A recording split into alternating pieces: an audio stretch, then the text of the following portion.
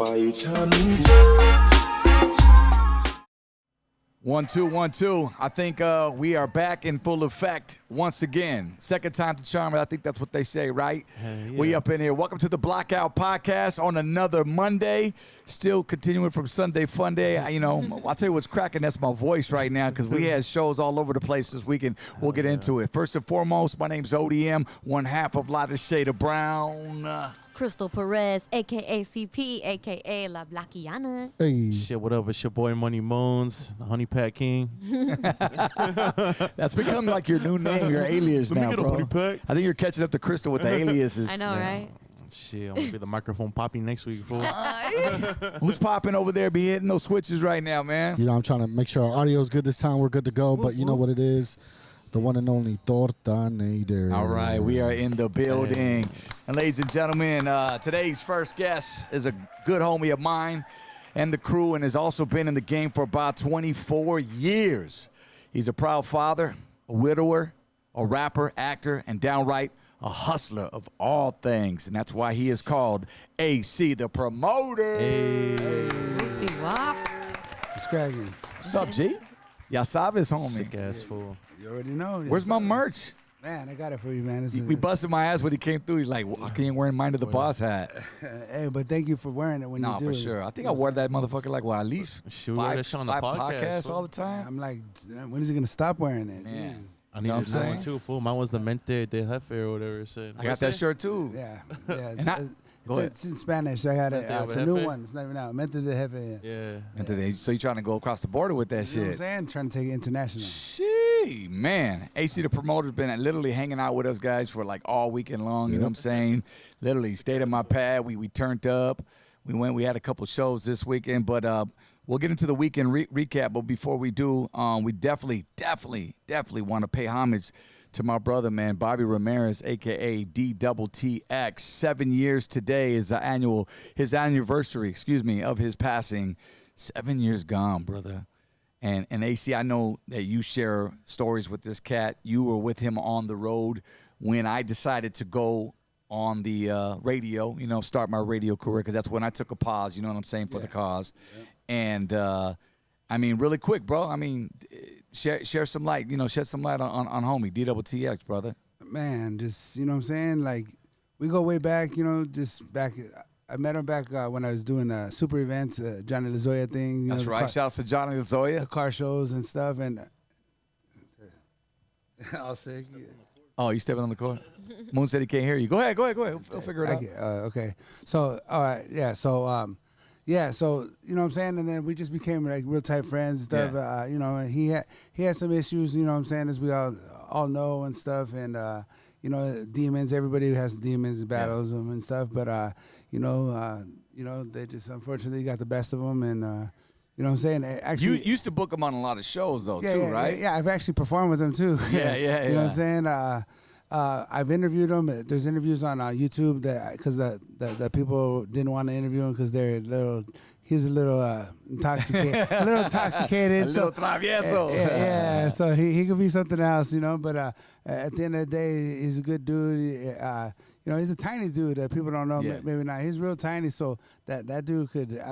I'll drink a lot of people under the table. You know what I'm saying? And, today, actually, 7 years ago, they took him off life support today on a Sunday afternoon. Yeah, I was looking up online, man. They had it kind of twisted. I'm like, wait a minute. There was some date said the 18th. No, today is the date. Yeah, some said the 13th. I'm like, nah, brother. Like, 18th was the day. Yeah, that's tomorrow. So they took him off today, but he didn't. He's without life support. He stayed alive for another day, and then Sir come. So out there in Las Vegas. So, yeah. So shout outs to the familia, of course, and our thoughts are always with you, brother. You're here in spirit. You know what I mean? Every show, we always rock the stage. Me, Moons, Tortanator, bro. We always give it up. Yeah. If you know, you know. You go to every show. You just saw a couple of shows from us this weekend, man. You guys let us that shit was lit, brother. You let his verses play. Hell out, yeah. You know what I'm saying? We let the crowd sing with him, bro. I mean, you can't, there's no way no one can. He's irreplaceable, and he always will be. You know what? Legendary. You know what I'm saying? You guys are legendary. You know what I'm saying? So with that, appreciate you, brother. So with that being said, let's get into the weekend recap. We did have some shows, which explains why my voice is like this, and we just went a little hard. Friday, we ended up in the OC, Orange County. We went to Westminster to a place called Club Blue. And shout outs to Cocaine. Manish. Who else? Manish. Glasses. Yeah. Shout out to Manish. Glasses Malone. We didn't get a chance to catch Glasses because we usually like to pull up right when our show is like about to start. You know what I'm saying? Because, Daddy got to put the kids to bed and then we head out, especially when you're going on at fucking 1:30 in the morning. Hey, that was the latest I think we've ever been on, dog. Crazy. About to, we're finishing our set. The lights turn on. Yeah. Everybody out. And that's what it was. 'Cause our set time was like 12:25, right? And, we just got there, had a couple of beers, and then Cocaine, shout outs to Cocaine. Cocaine comes over and says, yo, whispers in my ear, hey, man, here's what we're going to do, man. I'm going to go on next, and I'm going to let you guys close out the show and headline. So I thought that was big ups for Cocaine, man, for doing that. Shout outs to the dude. We got to get you on the podcast, Cocaine OG. But, you guys see the photos right there, flicking back. Shout outs to Mark. Took some dope photos right there. Money Moon's getting it in right there before we head into the club. That's like a Tupac photo. That's like a Tupac photo right there, fool. That's tight. That's just so hard right there, man. So definitely vibe. Shout outs to OC. We always got love. Sick ass tortinator. See the beard? The beard. Are you still letting it grow out? A little bit. All right. And then Saturday night we actually we just chilled. We hung out. Did you do any gigs, Crystal? Friday or Saturday? Both. Yeah, what'd you do? Friday was covering for DB because he was, with y'all. Yeah. So shout out to Punch Bowl Social on Friday, and then hit up a brunch in the morning. At Baco. Man, did you hit those mimosas or what? Palomas. Damn. Paloma time. Dude, I think mimosas got replaced by palomas all 100%, For me, bro. at least. And not everybody makes palomas the same. I'll tell you that right now. Like fucking, I go to different spots and I'm like, they call this a paloma. This isn't a paloma. You don't put lemonade in a paloma. I'm sorry. No. Maybe grapefruit juice. You know what I mean? Orange juice, but not lemonade. Maybe that's all they have. Palomas be better in the morning, dog, because that champagne gives you that crash, dog. If when you stop drinking, palomas you can just keep pounding. For real. Yeah. Just They keep could turn going, into something else. You get that nasty crash, dude. You fall asleep by like 12. Man, who you telling, bro? Especially when you go more than one bottle. I think that's why I quit mimosas, bro. You know what I mean? Hey, one bottle gets you faded, low key. Like, Fuck yeah. Me and my wife be doing it. AC, you turn up, you drink or no? Yeah, I drink here. Do you and day there, drink? You know what I'm saying? I'm social. Like, if it, You busy hustling, huh? Yeah, you gotta make that money. I got these kids, man. Gotta be sober, yeah. Single dad, you know what I'm saying? Nah, I feel you, man. Yeah, I mean, so then Sunday we woke up and it was somebody's birthday. Whose birthday was it, Tortinator? It was my baby girl's, not gonna say her age, but her Yeah. birthday. Yeah. So shout out to the RVG family. Yeah, it was a dope 25 year party. Oh, sorry. Oh, Spencer. They did a little She something young, for she her, young. so there it is. That's Yeah, what's up. singing happy birthday at the casita. There's a Toxica. Had the little sparklers right there. Even from stage, you gave her a shout out on stage. You know what I'm saying? damn. Shit, Happy dude. birthday, Mari. Fucking I meet Pa vibes, fool. Shit. Sure Hey, did you give her that Better. those birthdays, that birthday sex food? Shit. Nah. Hey, Why the pause? Why the pause? he's like, I took a honey pack. I didn't take the honey pack. Little booby booby. Man, little Bobby Woody was awake all night. That's private, okay? Go to sleep. Oh, he doesn't.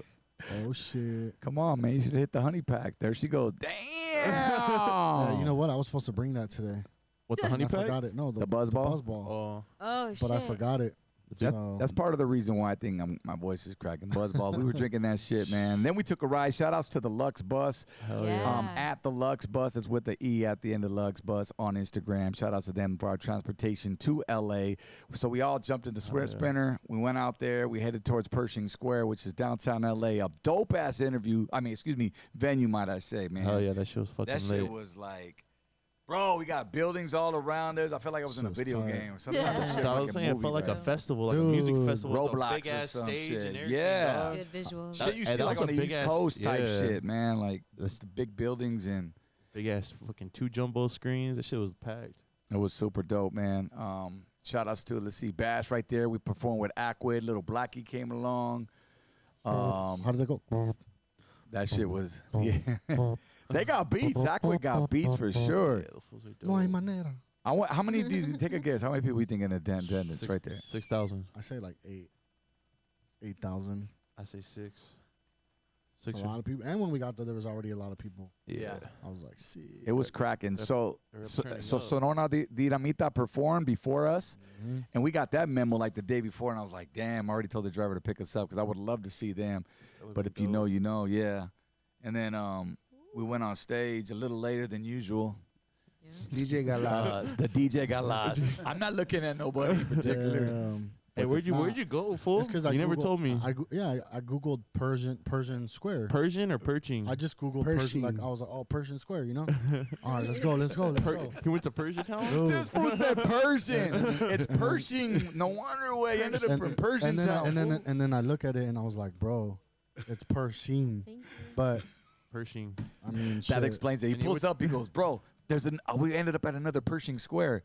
No, now you said Persian. Fuck, bro. So that's what happened. I mean, I apologize. We No, still made it's it all happen. good. Hey, when you pulled up, was it like we were like, what the fuck? Yeah, because Where's the it said it was going to be on the left. So I was like, all right. I told Oscar, let's hear out for some music. We rolled the windows down, and we were like, bro, there's no music. So then the girl, the at the light, turn whatever her name is, Siri. She said to make a left at the stop sign. I was like, bro. Like, there's no traffic. Like, what the, like, this ain't it. And I was like, bro, tell me tell me we ain't at the wrong spot. As soon as I said that, this fool was calling me, and I was like, damn, we ain't there yet. Yeah. And then I answered it at the same time, and I Googled Pershing Square, and it said it was 20 minutes away. I was like, damn, bro. I called him. I said, where are you, fool? I'll be there in 25. Oh, what do you mean? I went to the wrong Pershing. But it was all good. We had like an hour set time. What was cool, like, shout out to Mike. I think that was his name. Yeah, he was like nobody, they usually be like, hey, one more song or how many more songs? Shit, like, they didn't even press me. Everybody was dope. Not because we had an hour set, and our set was only 25 minutes. So it kind of made up. You know what I'm saying? Like, first 30 minutes. The hospitality was dope. So yeah, I wasn't even tripping, too. He's like, hey, if you guys go over, just go in the intermission. Yeah. So he told me. I was like, oh, that's dope. So shout out to them. Shit. Shout out to Mike. Yeah, shout outs to Aqua. They did their thing. Also, Trino and Adam, we had them on the podcast last week. They were actually in attendance, man, in the front row right there. The homo homie. The homo homie. What's up, homo homie? Dang, all the girls love those fools, dog. Yeah. Sandra's talking about them, hanging out with them. Oh, they're going to blow up, bro. I know, it's for blow real. up. Hey, All Danny best was friends all and shit. Danny was all toxical and shit. Hey, homie, back up, man. Back up. They get bitches, but not my bitch. Hey. Shout outs to Frankie J and Baby Bash, man. They did their thing as always. So that's going to be a dope-ass tour. Somebody should put all three of us on tour. Put AC the promoter on there, too. What's up? Open up. What's up, homie? You know what I'm saying? You ain't ready to rap, dog? Let's do it. You know what I'm saying? I don't just, I do everything. So I do have a YouTube channel. If you guys could look it up. AC the Promoter Official. And got a lot of videos. I got songs with like Lazy Bone. Yeah. Got a video of Magic. That's right. MC Magic. You work with a lot of artists, and that's what goes unnoticed, and maybe it's not out there. So our job is to push that out there. The man is behind the scenes, but now he's slowly, coming to the front here, which is really I worked dope. with Big Citric, Browntown Looters back in the day. Okay, yeah. We got homie coming up on the show. Just a little bit. Really quick though, man. I wanna show some love to a diehard fan. Her name's on there. I totally forgot it, man. But Lisa Damien. She was at the show yesterday, right? Mm-hmm. And she just DM'd me and DM'd us, the Lighter Shade of Brown social page. And then let's play that back. Oh my goodness. You literally made my whole teenage years growing up the best. Finally being able to see you perform has been a lifelong dream of mine. And if I was able to die, I could die so happy right now being able to say, being a 90s baby, that I finally got to see Lighter Shade of Brown perform. Thank you. Hey, that's what's up. So shout out to baby girl right there. We're glad we were able to help your day go a little smoother, Lisa. And thank you for being a diehard fan since day one. She sent me like screenshots of like, she had a little story that she didn't tell on there, but I'll just be brief with it. She said that in 2012 her mother passed away. Mm-hmm. And she was obviously going through some hard times. And she said, of all songs, Whatever You Want, got her through. I'm like, what's going on between I'm like, how did this get you through? I'm thinking like a sexy song, like a horny song like that. But it is what it is, mama. It's got me each his own, to each his own. It just pulls you in. Mr. Seaman, baby. Yeah, that's just dope. Yeah, I got a lot of love yesterday too. People were hitting me up on Instagram and shit. Were they? Over there, yeah.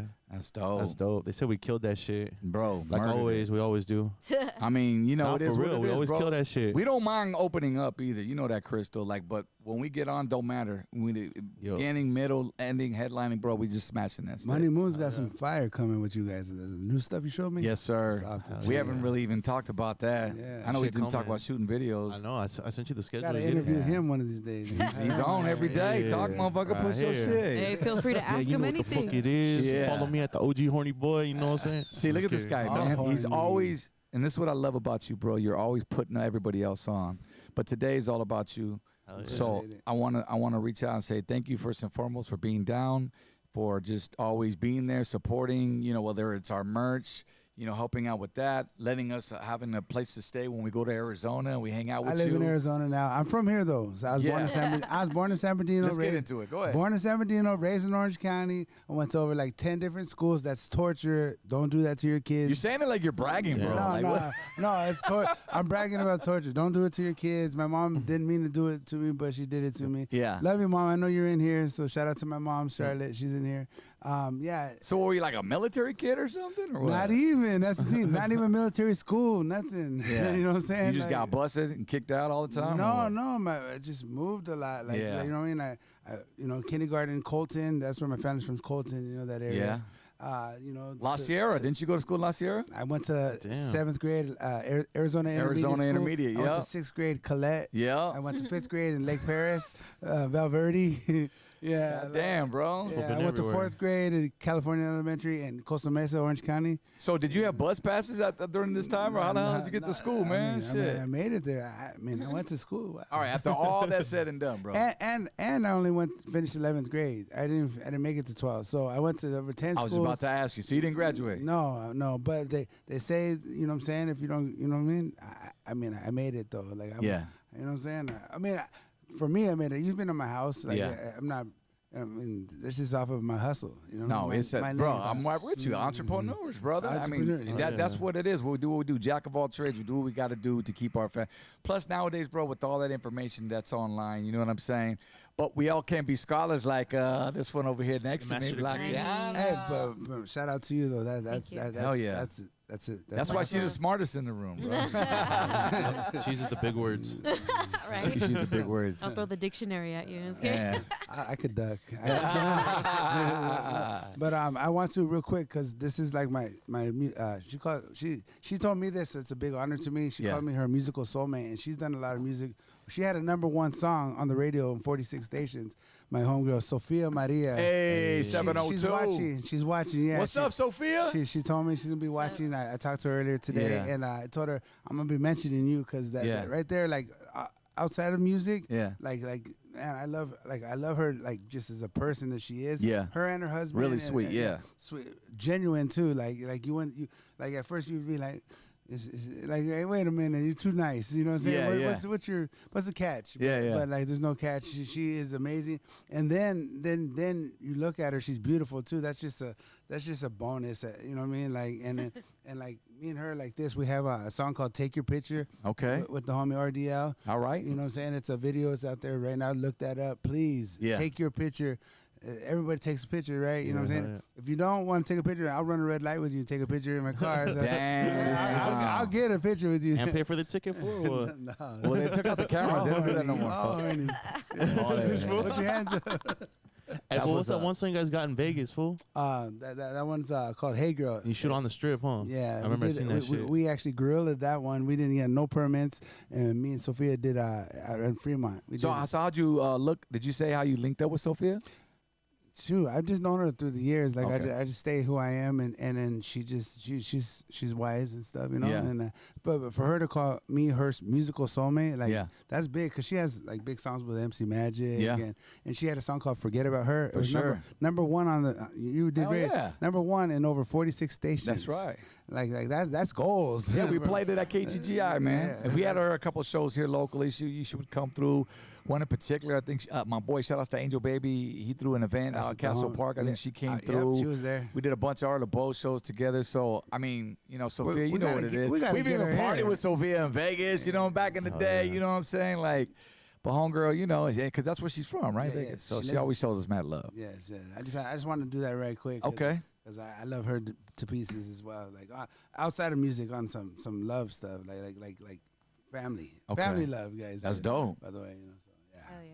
That's what's up. So where does AC come from, bro? Is that your first last name? What is that? Exactly what it is. But you could say another cutie, always clowning. Calmate. Air conditioning. Air conditioning. Hey, because everybody in AZ needs some AC. You know what I'm saying? That's right. Yeah, I see what you come did back there. for it. Touche. Shout out to Anthony Brito, man, on that $5. Sup, Blockout fam, AC a legend. If you know, you know. Rest in peace, Little Dank, a.k.a. DTTX. Hey, happy early birthday to Angie V. It's me, Angie V, in the chat.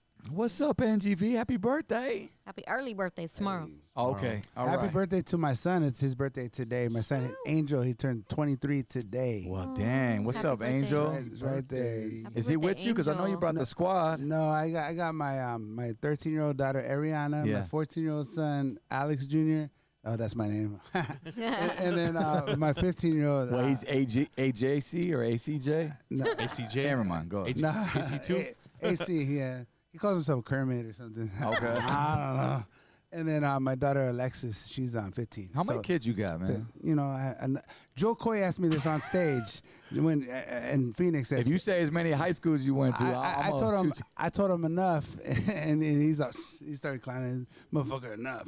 And you have an A theme going on? All the kids' names start with the A's? the ones that you knew about first, you know. Okay, I got you. You know, but Papa was a Rolling Stone. you know what I'm saying? Still rolling. It's like me. I got two A's. I got Maya and Elijah, so same thing. Well, I can't pull out of my own driveway, so. Damn, that's the mind of a boss right there. Fucking sick. Give him a honey pack. You know what I'm saying? They just meeting you right there at the fucking curb or what? So what happens when you give your address out, fucker? Damn. You know what I'm saying? Sneaking through your windows. Why you turning red? Come on. Got Yeah. a name. I was fucking Nice. telling. Remember we were sitting at his pad phone and he was watching us on the cameras? Oh, smart. So we went to a few months Yeah, ago. We we went to did. go do a show in AZ, man, in Phoenix. And this fool, like I said, he offered up his house, right?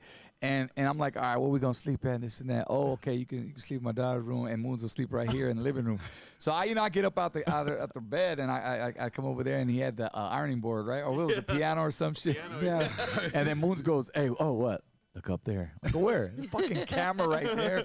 And then I go, 2 minutes later, my phone rings, and this is fool right here on the camera watching me, FaceTime. Fucking creeper, fool. Like, I didn't see no fucking signs that, there's a camera, you're being watched or nothing. That's the babysitter cam. You're not supposed to know it's there. You know what I'm saying? Damn. Hey, who needed the lotion? I got clips. Hey, oh, it's right there on the left.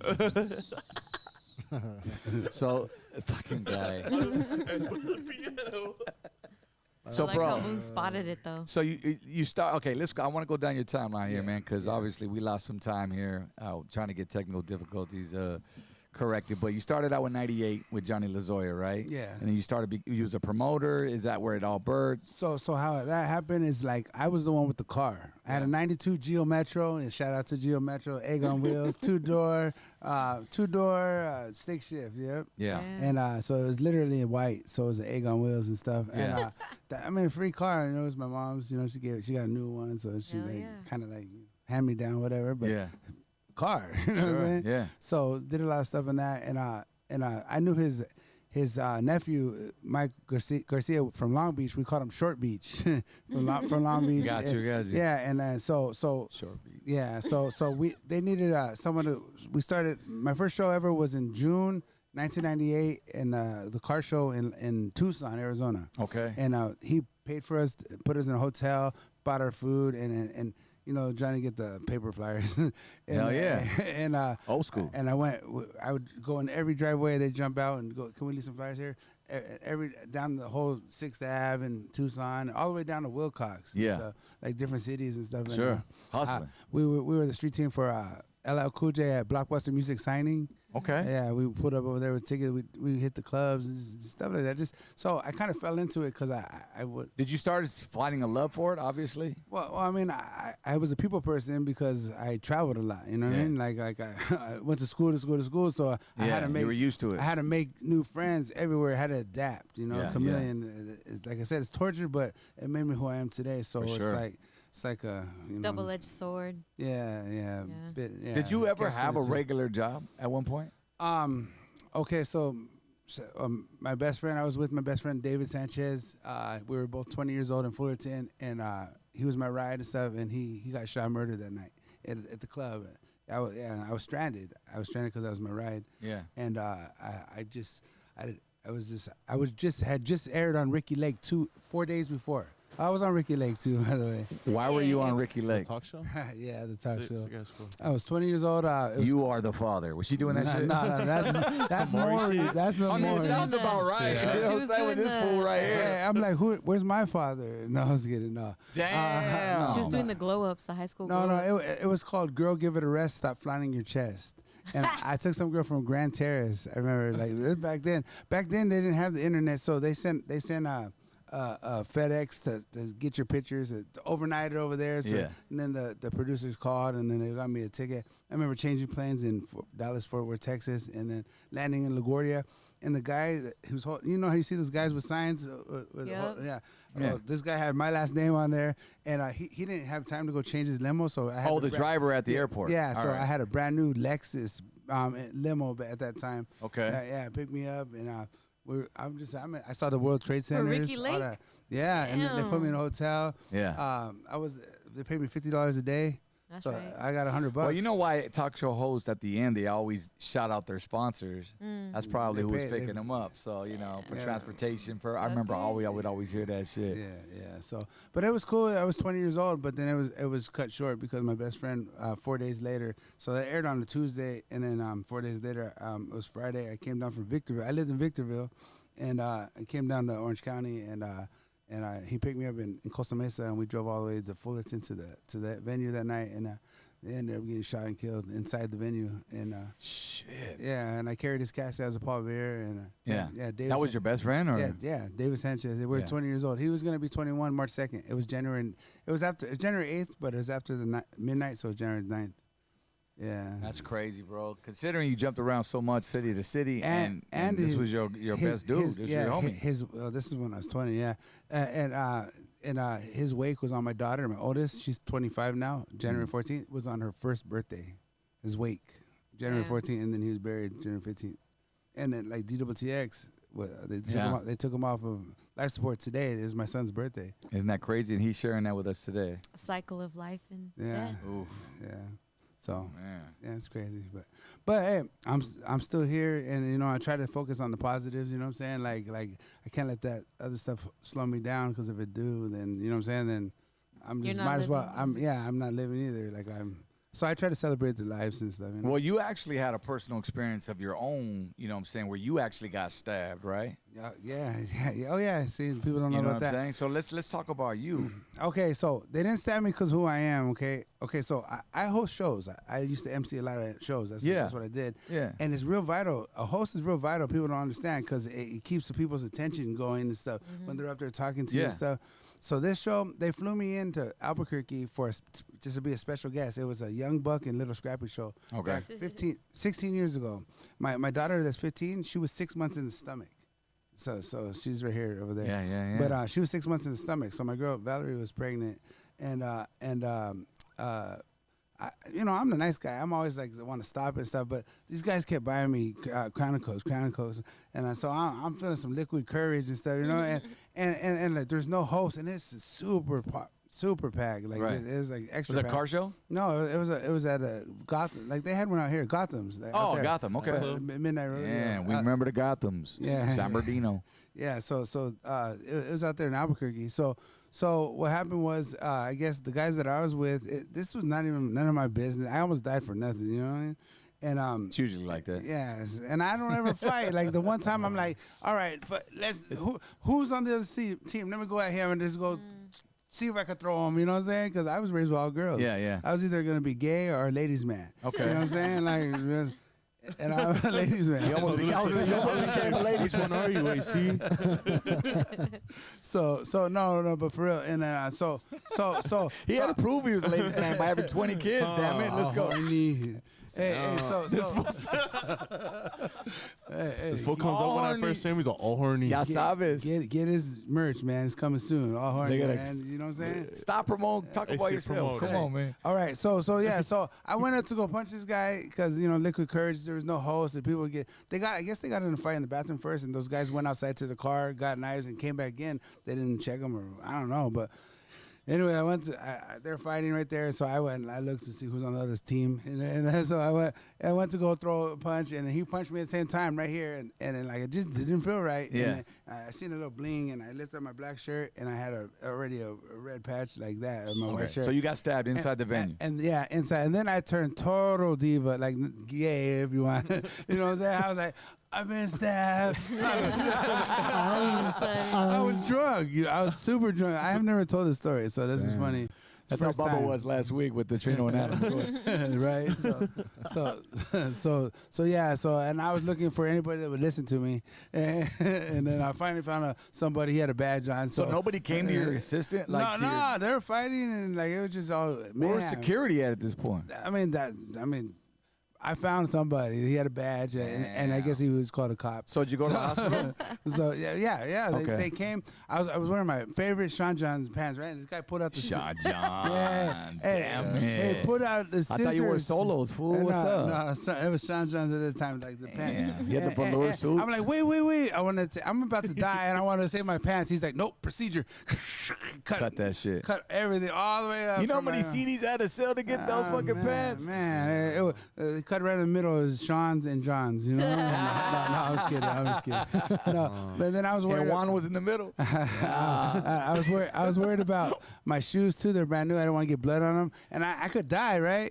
I had 34 staples put in my stomach. You know what I'm saying? Like hell so, yeah. So I was in the hospital 5 days. I did almost die, but you know what I'm saying?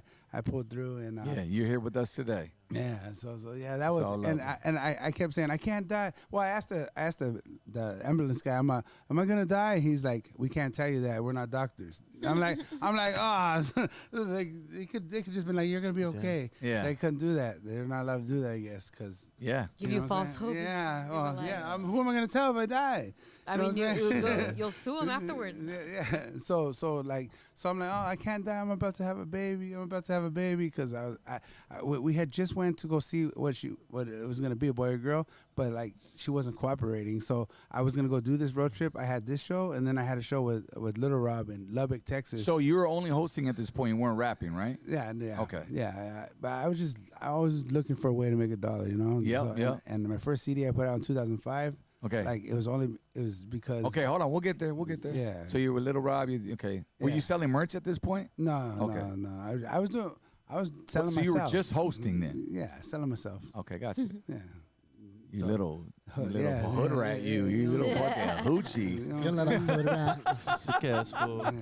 Oh my God. Look at my scar. Damn, fool, must have been a big ass. That's how you got the staple in that hyenas 34 out. staples, huh? Well, see, when they stabbed me, it was stabbed right here. But when I put me out and I woke up, like they had a zipper up my stomach. I'm like, what the hell? Like that wasn't there when I went to sleep, you know. So yeah, they cut me open to What'd they take? I don't know what they took, what they put. I don't know, but yeah, I just know just that stitch you up or some shit. I was in University Hospital in Albuquerque, and I didn't want my baby mom to know. You know what I'm saying? Because she was pregnant, and I didn't want her to stress. Out, yeah. I was thinking of her, and I'm over there like, so like she couldn't get a hold of me, and I was trying to keep it low until somebody called my house and was like, "Is AC okay?" And she's like, "What are you talking about?" It was like a couple days later, and then my boy, because he worked with her, he's like, he's behind her on the computer, like, hey, he's texting me from AOL. Yeah. AOL. Damn. ODM 25. That's my screen name. Let's go, homie. What, the AIM, the instant messenger shit? Yes, sir. Sick ass. It got all the dedications on that. Before AIM, though, it was AOL. Oh, yeah. really? That's true. That's true. Yeah, so I actually made the request. You shouted me out when I was hitting you up on there from Arizona. Yeah. That's how far we go back, man. Yeah, so, but I lived, and here we are. So at that point, you traveled on. At one point, you got into, you started working with Low Profile, right? With Royal. Yeah. Were you rapping at this point? No. Actually, Anyways, speak it, motherfucker. Speak this shit. They want to know. You gotta say it, fool. So say it with your chest, I had some situations. I was actually with DWTX, and he's all, I'm drunk. Put in your name. The hotel. I remember this clearly, and I guess I had a little dumb warrant out of California, and it was like 4:30 in the morning, and so I paid for the room. Royal was supposed to pay me back. Actually, I'm still waiting for that money. Damn. Charge it to the gang. Charge it to the gang. No. And so he's like, I'm drunk, put in your name. So I put in my name, and then like an hour and a half later, I guess they did warrant checks on the hotel rooms, on the where I stayed, and the cops, blah, blah, blah, and then they came and got me. They cleared the room, and they had me handcuffed, and I'm like, you might want to check under that blanket. Bobby was under the blankets in the bed, but like they didn't, he was so tiny, you know what I'm saying? They cleared the room. I'm like, you might want to check under that blanket. So they woke him up, and I remember he said, who they staying with? Charles Manson? Why you rat Bobby out, fool? Why you notice him? They didn't even notice him. He said, if I'm going, Bobby going too. I go by myself. Damn. That's what I thought right here, homie. You just snitched on yourself, fool. It's the real AC promoter. Promote everything, you know what I'm saying? Yeah. Promote Bobby was there. Okay. You know what I'm saying? Okay. All just in case, you know, so you what's needed the a ride. situation with Royal then? How Did did you hook up with Low Pro then? But through the Johnny Lazoya shows, you know what I'm saying? He would always be there and have a booth and stuff, and I just kind of clicked up with them. Is that where you learned your merch game?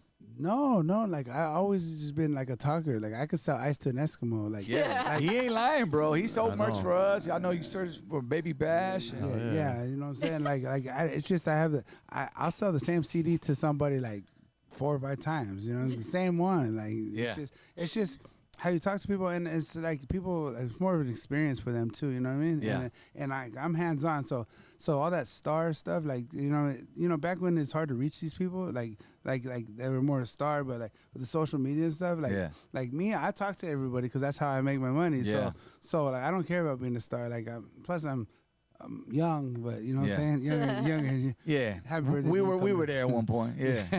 Yeah. So you know what I'm saying? And then so it's all love, man.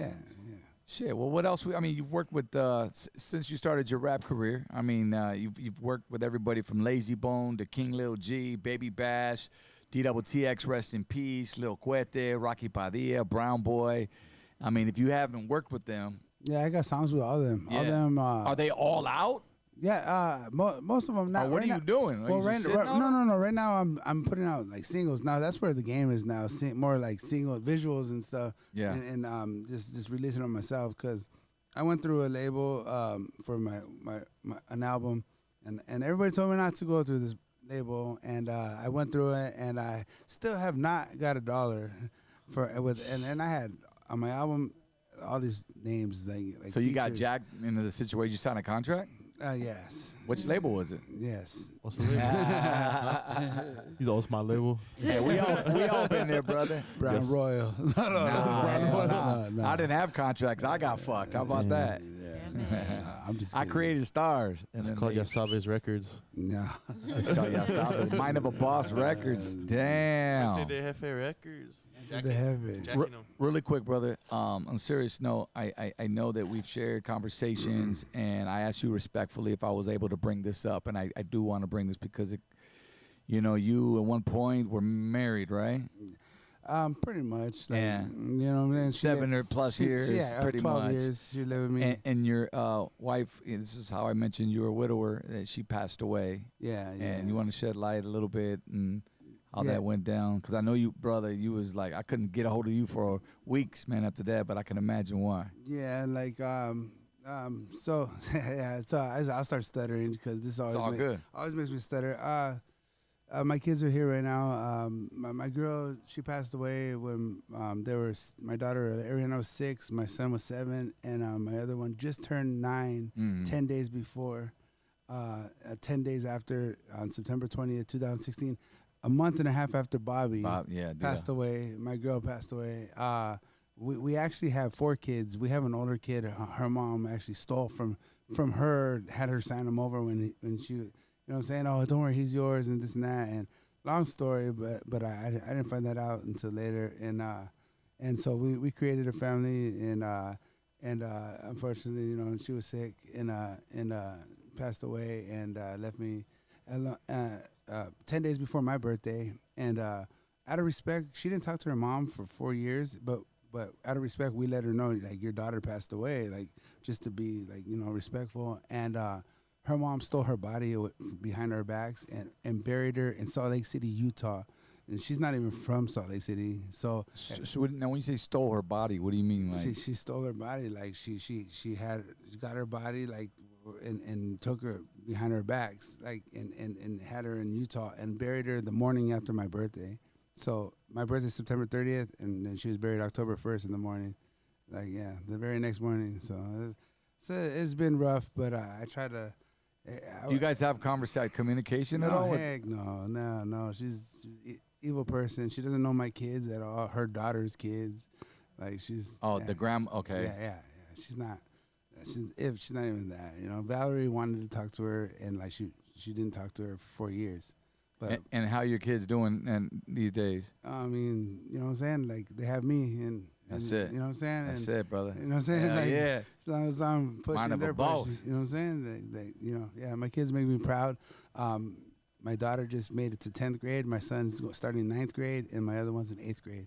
Man, you had them boom, boom, boom. Yeah, boom, boom, boom. And then Valerie didn't give me another chance for a boom. She tied them after the last boom, like, without telling me.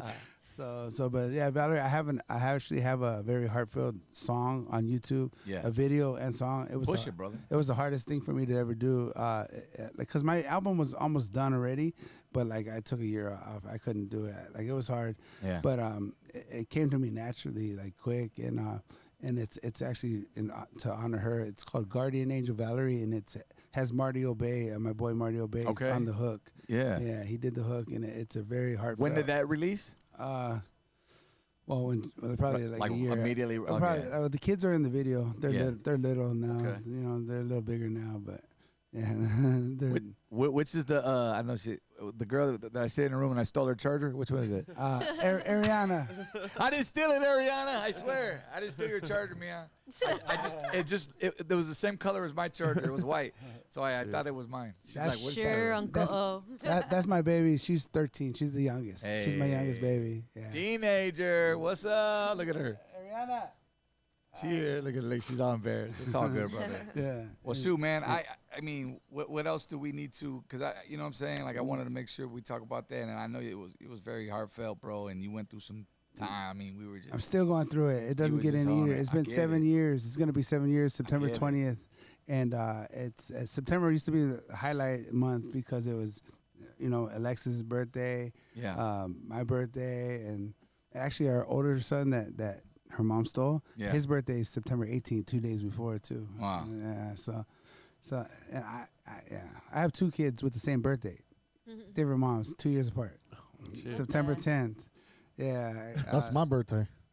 Yeah. September 10th. You got another kid now. Mijo. Tortonator. I thought you guys looked the same. No homo. Here, let me put my hat. Yeah, whoopie. Wait, he's got a beard now. Hold on. You see it or no? You see the beard? Hey, see, what else we need to tell our audience, bro? Man, just you know, thank you everybody that rocks with me. You know, Ya Sabes is the new clothing line. Shout out Paul Martinez and Tony Hernandez. Paul Martinez also rapped my Golden Touch raps. Yep. Rap my Charger or my Chrysler. Yeah. Whatever car I have. This is fire. This is hella fire. You guys drove it. Hell yeah. We're whipping that shit when you picked us from the airport. Yeah. I was dodging bullets. And Man, girls are throwing their panties at me, fool. They thought I was AC. Where can they find you on social media? AC Chavez is my personal page on Facebook. AC Chavez or AC the Promoter.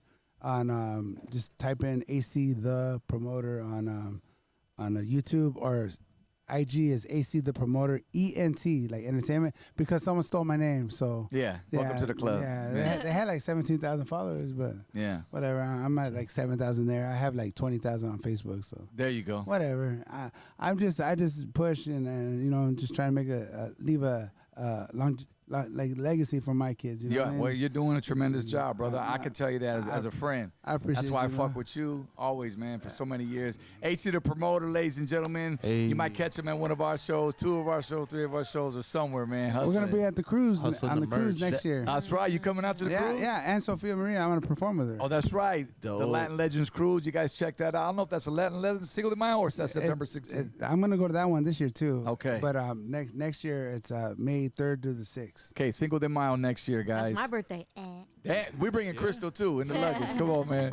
All right, you guys stay close. Coming up next, man, we got the big homie, man, the Browntown Looter, man, Big Citric in the house. Before that, though, I want y'all to cut to this clip, man. Show them. Let's hit that one. We're going to Sunday, bro, to the road trip to Pershing Square. Los Angeles. Oh, Yo, what's up?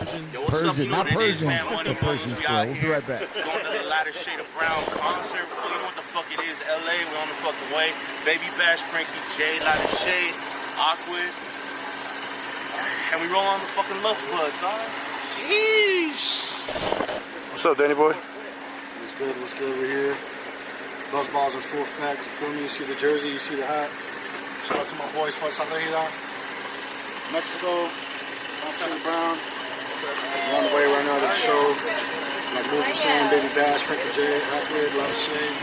Got the whole team here. We got AC the promoter out here doing a thing. We out here. Shit. Hey man, we out here. You know what I'm saying? If you don't know, now you know. Now you know. Look at this. That's sick. First to Mark. What's up, Marty? Cheers. Birthday girl. Oh. What's up, bro? Shit, man.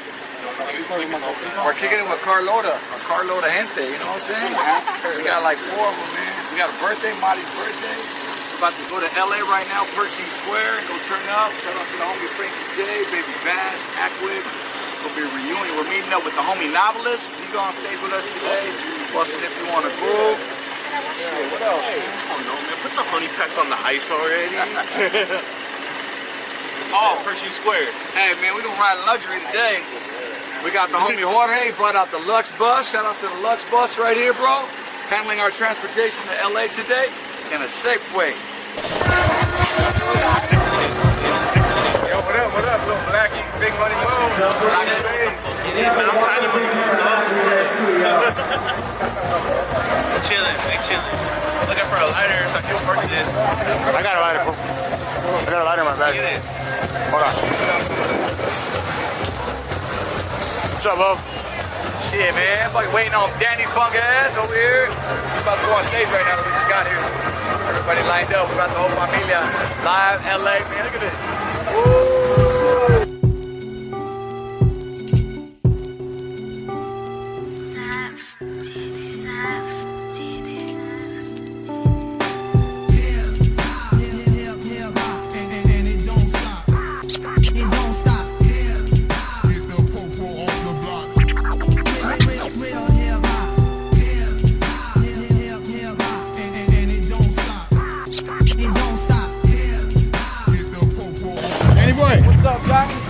Right here, we made it, baby. Pershing Square, Blackie, what's up, bro? Yeah, we here. Yeah, we late boys. I heard you went to a different Pershing Square. Where the fuck you It's all good. It happens. We ready though. We ready. I make this ribeye stage full. You know, I fucking put a little bit of butter, put the steak in, slap some rosemary, some garlic, some garlic pepper, some motherfucking pepper salt. Fucking sear one side, 2 flips only. You can't flip it more than twice. Put it in the fucking oven. Let that shit cook. Get a big potato. Poke that motherfucker. Wrap it in foil. Oh, hey. Hey, you wrap it in foil. You fucking do it there when it's nice and soft. Get a fucking masher. Mash it in there. Fucking put some butter.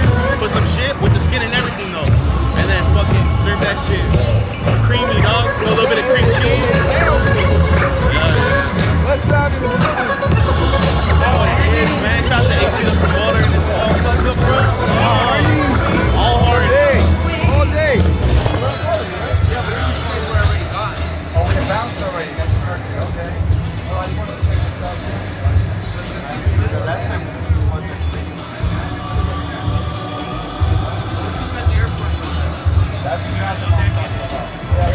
Oh, me and Aquid, bro, come on, we were label mates, bro. Well, we had got on Quality Records, and then we had just bounced after a couple albums, and they got signed to them. But man, we go back, bro, 2000. Good dudes right there. Ready? You got right here with you. You be alright? Who's got right here? Yo, MC Nice, aka Novelist. Novelist is real, and I got this. Hey, quick photo. Been rocking since 90's, baby. Hey, DJ today? Yes, sir. Hey, doing if you want to groove. If you want to groove. Oh, yeah, most definitely. Let's get it. We out. Ain't gonna move.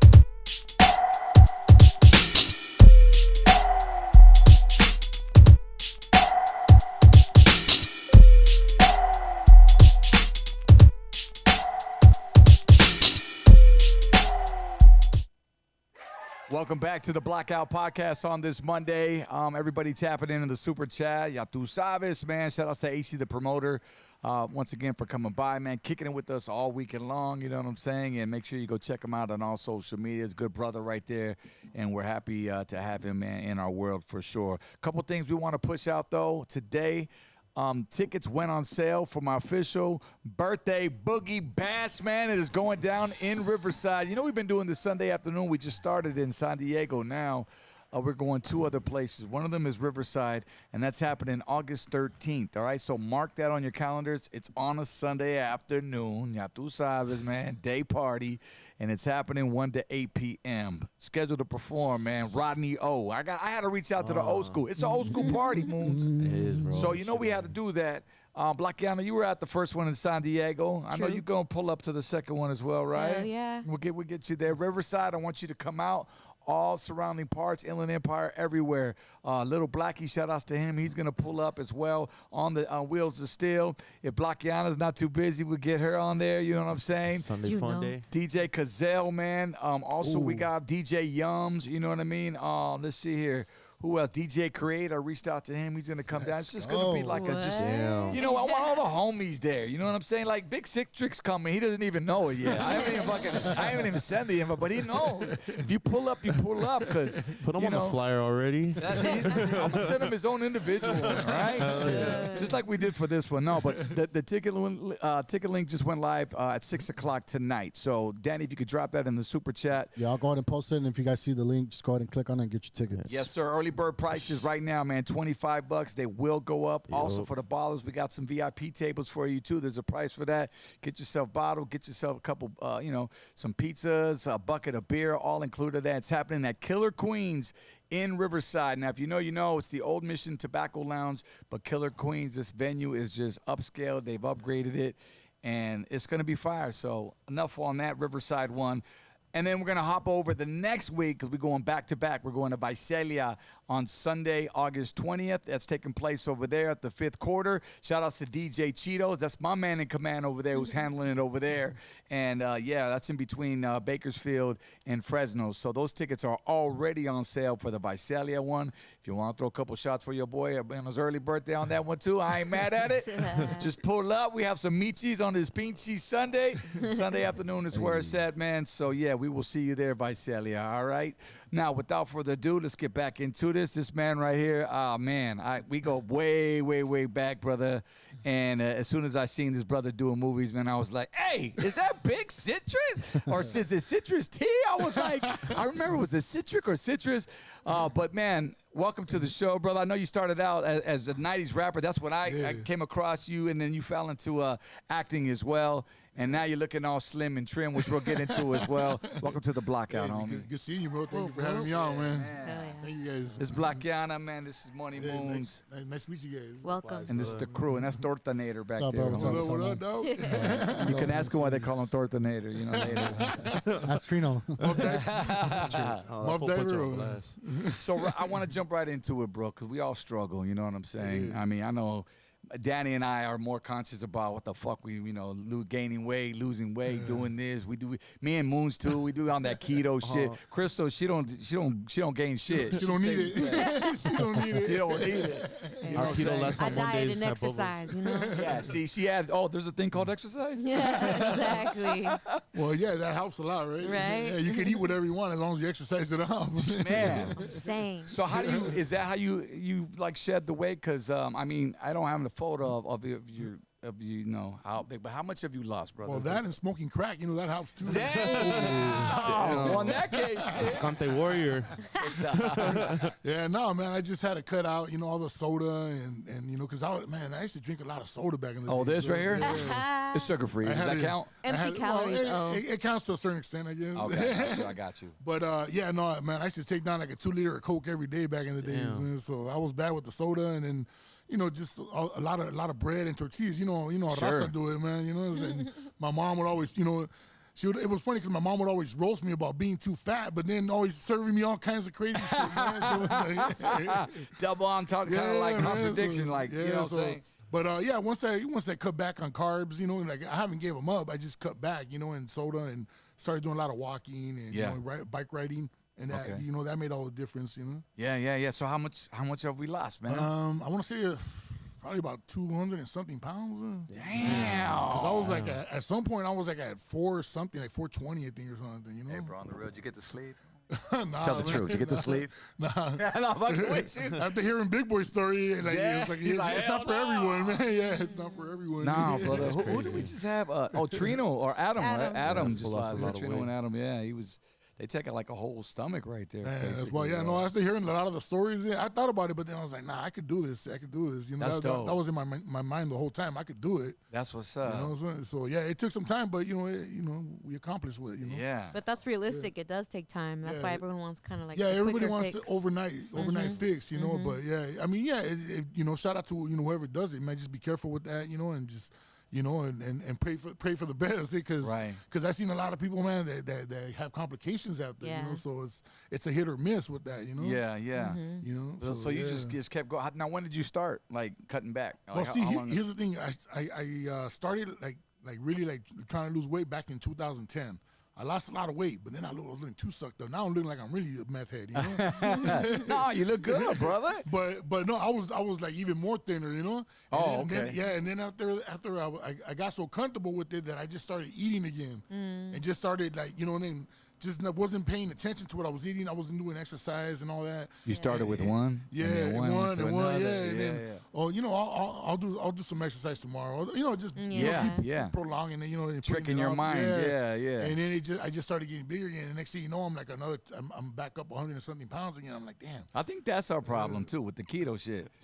Like that shit just didn't. Like you and I went hard on it one year, and we were cool. But now I'm just like 1 foot in, 1 foot out, and it's like you can't be that way. It's just like one of those things where you just gotta kind of like just see what works, So I try like different shit, man, and then Terry Crews, my boy, he's also an actor, so he's the one that started telling me about intermittent fasting, and he started telling me. I've been hearing about that. Yeah, so I started doing that. Me and my son, we started doing that maybe like about a year and a half ago. Yeah, and then we just kind of like we just stuck to it, man, and then with exercise, and it just kind of like. The weight just kept dropping, How does that work? What was the clock schedule on it's that? like 16/8 or 24, right? Yeah, it just depends. Whatever your schedule, whatever works for you, So you didn't want to like punch somebody at one point, man. Like, man, I'm hungry. I want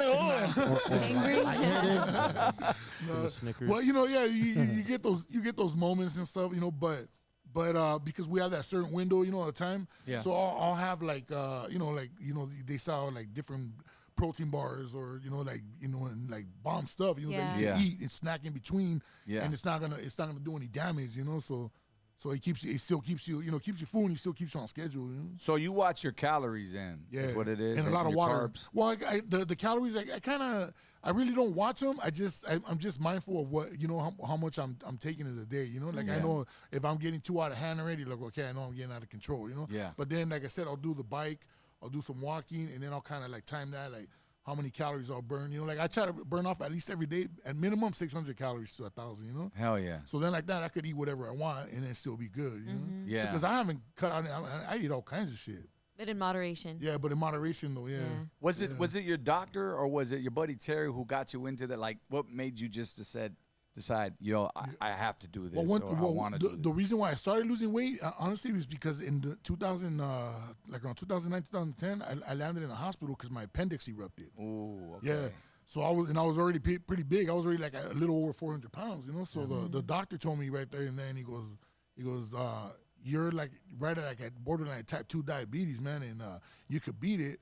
But you got to lose some weight, man. And then he started asking me about my diet and all that. He goes, man, that soda's what you got to cut out right away, man. Yeah. As soon as you cut that out and start drinking more water and do more walking, you're going to know the difference. And, that's when I started dropping a lot of weight, man. But he's the one that told me. And then a couple years later, Terry's the one that, told me, hey, try the intermittent fasting, man. That works great for me. Yeah. It might not work for you. It might. And you just try it, see what happens. And we liked it, man. And Did you ever start? Were you ever a drinker? Or you drink? Or? At one point, yeah. At one point I did, but I wasn't like a heavy duty drinker, Yeah. Social drinker, yeah. But I wasn't like every day pounding beers. But it wasn't like that was contributing to your weight like soda was. It was really the soda more than anything. Damn, I never got cooked a soda like that. No, it's all the sugar, huh? huh? That Yeah, makes all that sugar, It's man. empty Contain no water and all calories. that shit, Yeah, huh? exactly. Yeah, the empty calories, you know. Yeah. So Yeah. you know the gas, you know, it fills you up. All that, you know, sure. the carb, you know. the What about carbonation. like the energy drinks? You never mess with those either? Nah, I don't like them. I've tried them a couple times, but I Yeah. just don't like them. I can't get into it, man. It's like I can't even drink coffee.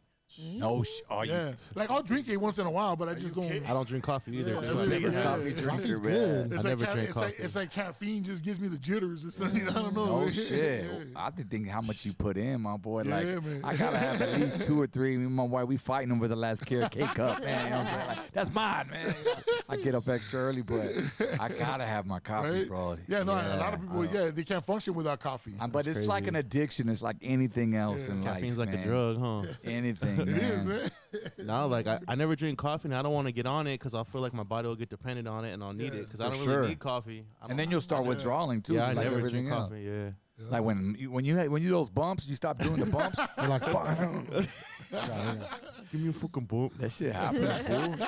I need it right now. I need it right now. What about you, Cruiser? You drink coffee? She a Heck coffee yeah, drinker, huh? I'm caffeinated She's over a Starbucks here. girl. What's this? What's in this? So for This the is just coffee, water. But this, I drink a lot of waters, and I do intermittent fasting as well. Yeah, So that's the thing. Damn. I got my water down here in my jug. You know, it's like I'm always carrying. I carry an igloo in the trunk. You know, for like 2 gallons. oh, water. nice. Stay ready. Yeah. With Stay ice, ready. you know, just just to refill my shit. And even water helps you stay full, right? Like, Yeah. Yeah, that Yeah, helps it too. does. Yeah, And yeah. it just oils everything. You know, Yeah. everything works better. shit, I need to drink more water. So I think I read something that says like you're not really hungry, you're just dehydrated or something. Yeah, Yeah, right? especially if you Yeah. drink Like you think, often, you think you're hungry, you're not. you have to rehydrate. It's your mind playing tricks on Yeah. you. We're talking. What's his name? Mark's got me on those little IV pack. What do you call them? All IV packs. the liquid IVs. The liquid IVs. I'm not sure if they work, but they fucking taste pretty good. You should try the emergencies. Oh, there you go. There you I go. got him in his pocket. Sure, it came out of nowhere. But you have to drink water too. Like your body just needs water, or if you eat foods that are made up mostly of water, like pepino, cucumber, Yeah, Ooh, Monty gives me those. I watermelon. like cucumber. Yeah, Those are good. Those are good. Yeah, Watermelon too, right? watermelon. Yeah, no, all that shit. There's works, ways man. to get your water in, but Yeah.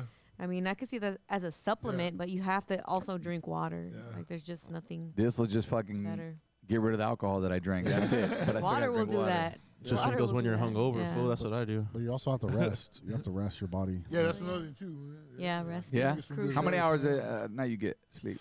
Man, I try to get at least 6, a minimum. Right. That's where I'm at. Yeah. Minimum, yeah. I try to get Thankfully. at least 6, yeah. Sometimes I might get more, depending, you know, if I have time, you know, and then sometimes I'll get up, like, I have nothing to do, like, for the whole day, and I'll get up in the morning, like, at 8 in the morning, you know, 8:30, get up, do some stuff, whatever, you know, just chill out for a little bit, and then maybe just, you know, just lounge out, you know, maybe do some meditation or whatever, you know, and then I'll just go back to sleep. If I have nothing to do, I'll go back and take another 3-4 hours I was gonna nap, say, do you do that midday nap, the afternoon nap, the old man nap? I would call it for me. I used to call it. like I said, I'll wake up at 8 sometimes, and then like by 10:30, 11 o'clock, I'll take a nap, and I'll wake up like at 2 o'clock, and then I'll just eat.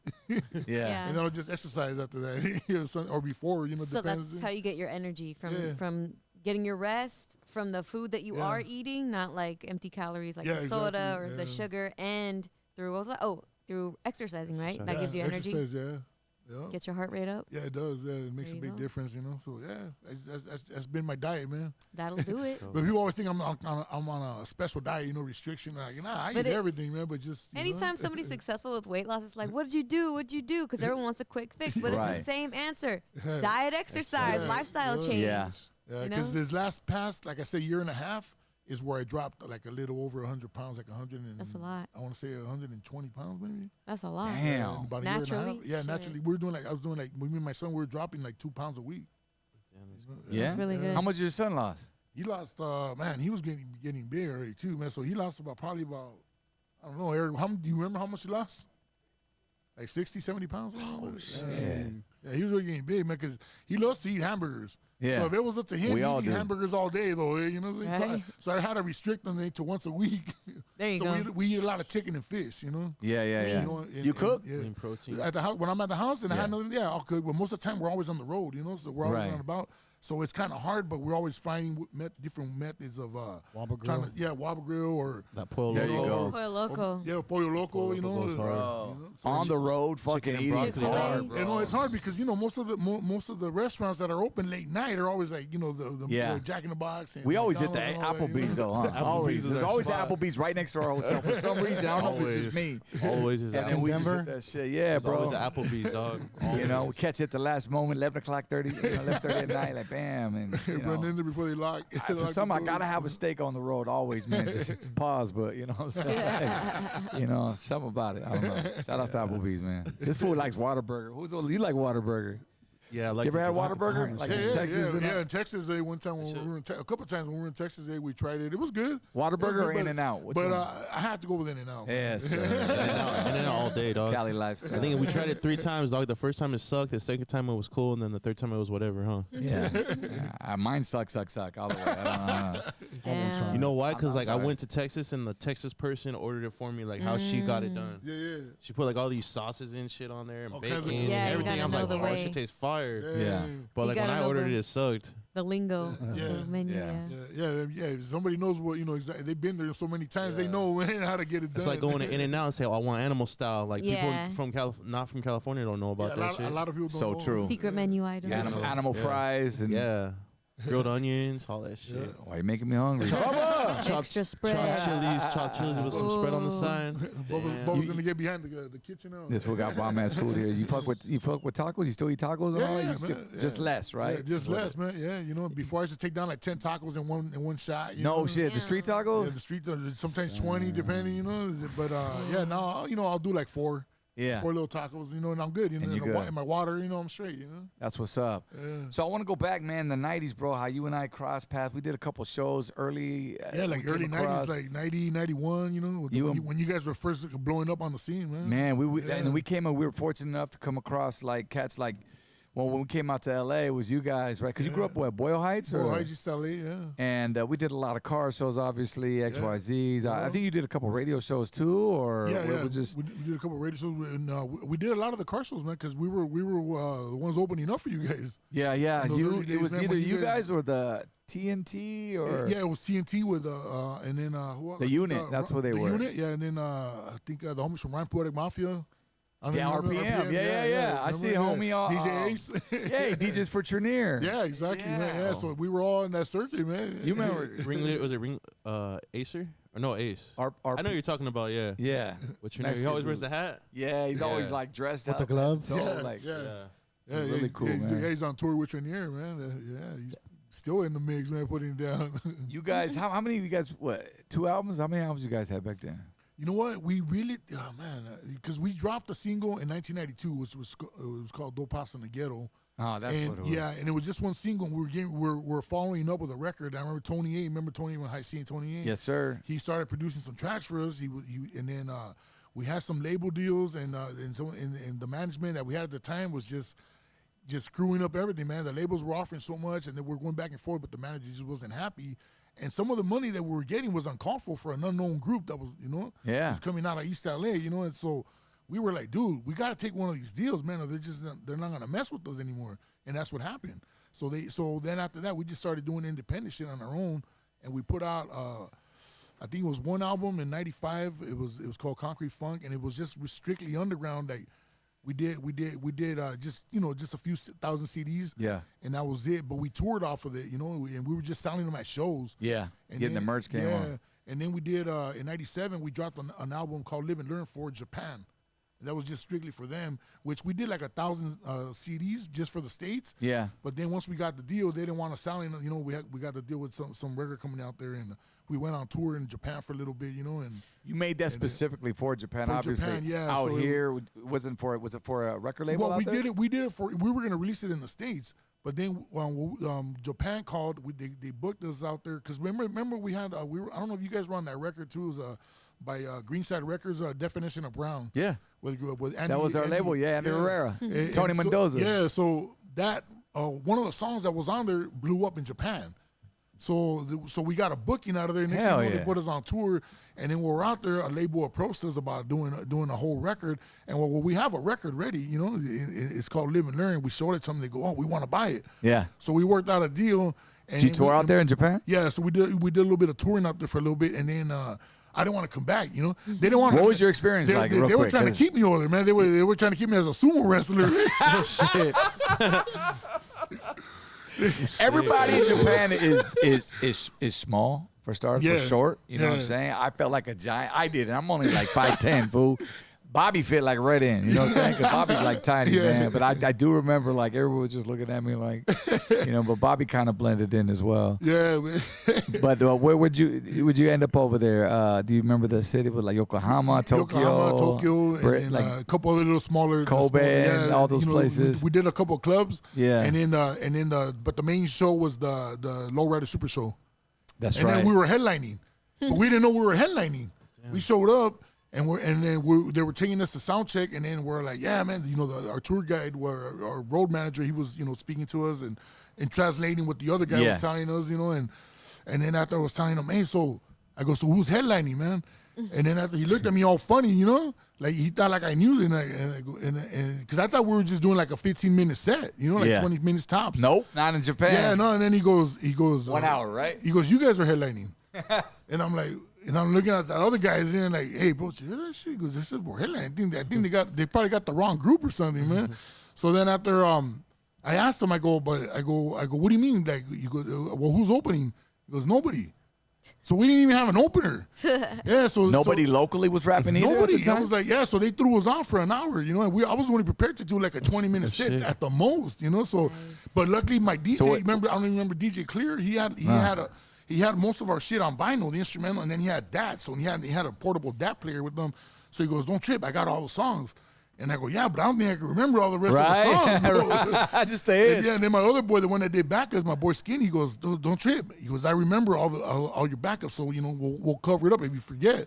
But luckily, I didn't forget, you know, like shit just kicked in at the last minute. Did it have the vocals on them? No, it didn't even have no dubs or nothing. Nah. But my boy, you know, lucky my boy, he knew all the dubs and the choruses, and you know, he was on it, you know. So I was like, all right, cool. So how long did your show? We did an hour. We did an hour, and then I think we did an hour and 15 minutes. I think. See, when we went to Japan, we had Hey DJ out. It was in '94. Okay. But that was like one of our biggest songs. They didn't really know Sunday. It was a trip. They didn't really know Sunday afternoon, so and so. All they wanted to hear was Hey DJ. The hit song. And they wanted an hour. And I was like, we don't have an hour show.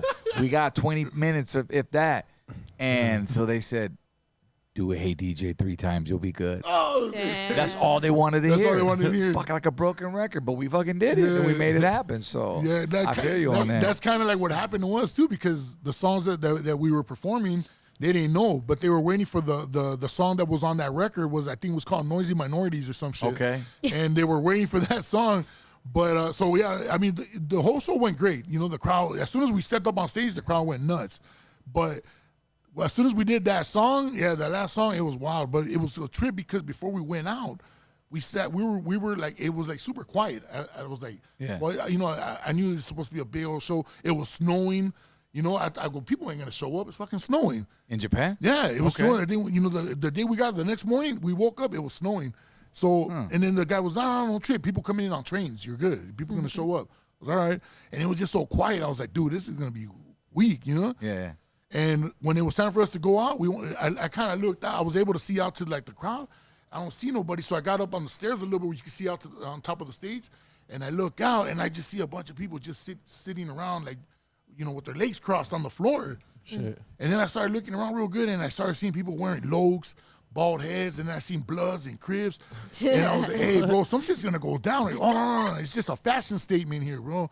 He goes, you're good, man. But they're not gangbangers. Japanese. They're Japanese. Yeah. But they were wearing the logs and big old pants. Remember I told you that? Choloed out or what?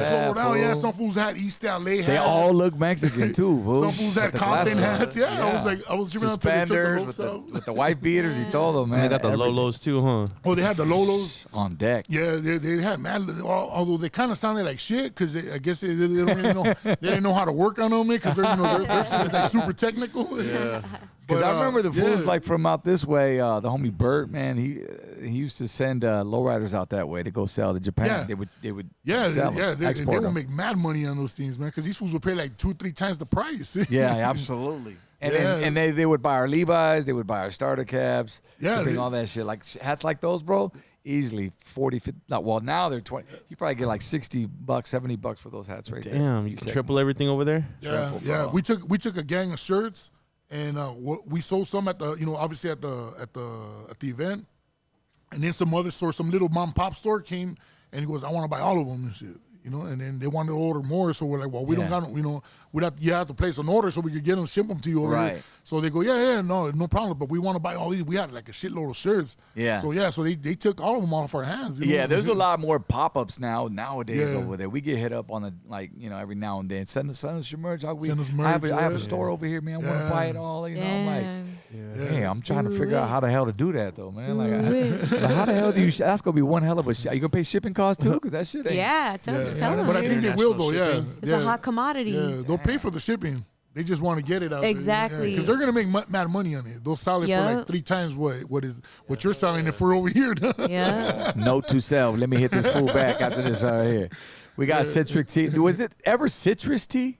Am I crazy for that? It was Citric. Like citric acid. So it's always been But Citric. it's always been, but see, at that time it was Citric tea because my name's Anthony, but everybody would call me Tony at the time. So, but then after a while, we just dropped the T. It was a while, and then after people, obviously as I got bigger, people started calling me Big Citric. Yeah. So do you still talk to the other homies in the crew? Yeah. From Browntown Looters? Yeah, I still talk to the homie John, a.k.a. Shotgun at the time, and then, well, the only one I haven't seen in a minute is Clear, our DJ. So I kind of lost contact with him, and he's been MIA for a minute. But you guys dropped another record in 2010, no?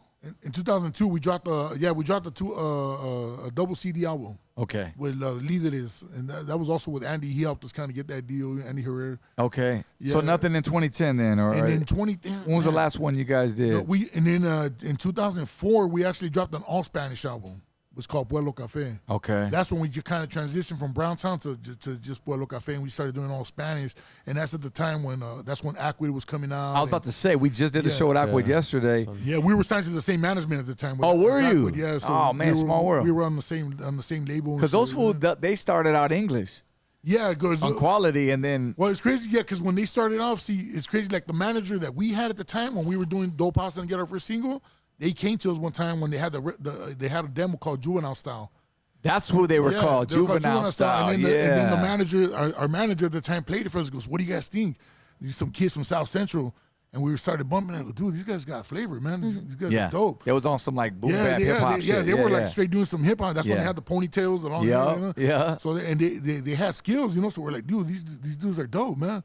And then the manager goes, "All right, cool. I'm gonna sign on me." So he signed him. And that's when he got him to deal with Quality. Quality Records, yeah. Because we had just bounced from Quality, went over to Mercury, and we were just having this conversation yesterday too. And they go, "Yeah, you guys bounced," and then we came to Quality, and that's when we did our thing with Juvenile Style. And then I don't know how many years it was. They ended up switching to Acquid and going full on Spanish, and that was like around 2003, I think 2002. Because I was doing radio, and they switched it up to Acquid. Shout out to Sammy Hernandez. He would bring them by to Club Gotham, and then they would bring artists into town. You go out with the radio jock, and then you just go out. You have a good time, and they were working a single. But man, they had crazy success. That shit was lit yesterday, man. We played at Pershing Square in downtown LA. That's dope, man. I think I saw the flyer for that. Yeah, bro. That dope, venue, man. That shit is crazy. You got to get out there when you. I mean, I think Richard Humpty Vision's doing a show there soon. I remember him. The Power Tools. You going to that one, Crystal? I want to go to that one. Yeah. Well, Angie V's gonna be there. Yeah. So anyway, great venue right there. We had a good time. But at what point did you? All right, man. So when did you cross paths into the acting field, bro? Around the same time when we dropped the Spanish album, the Pueblo Café album. Yeah. It was called Busca Oro. It was around 2004, around there. So I had already did a couple, maybe 2 things, because in 1992, I worked as an extra on Little Ghetto Boy with Dr. Dre and Snoop Dogg.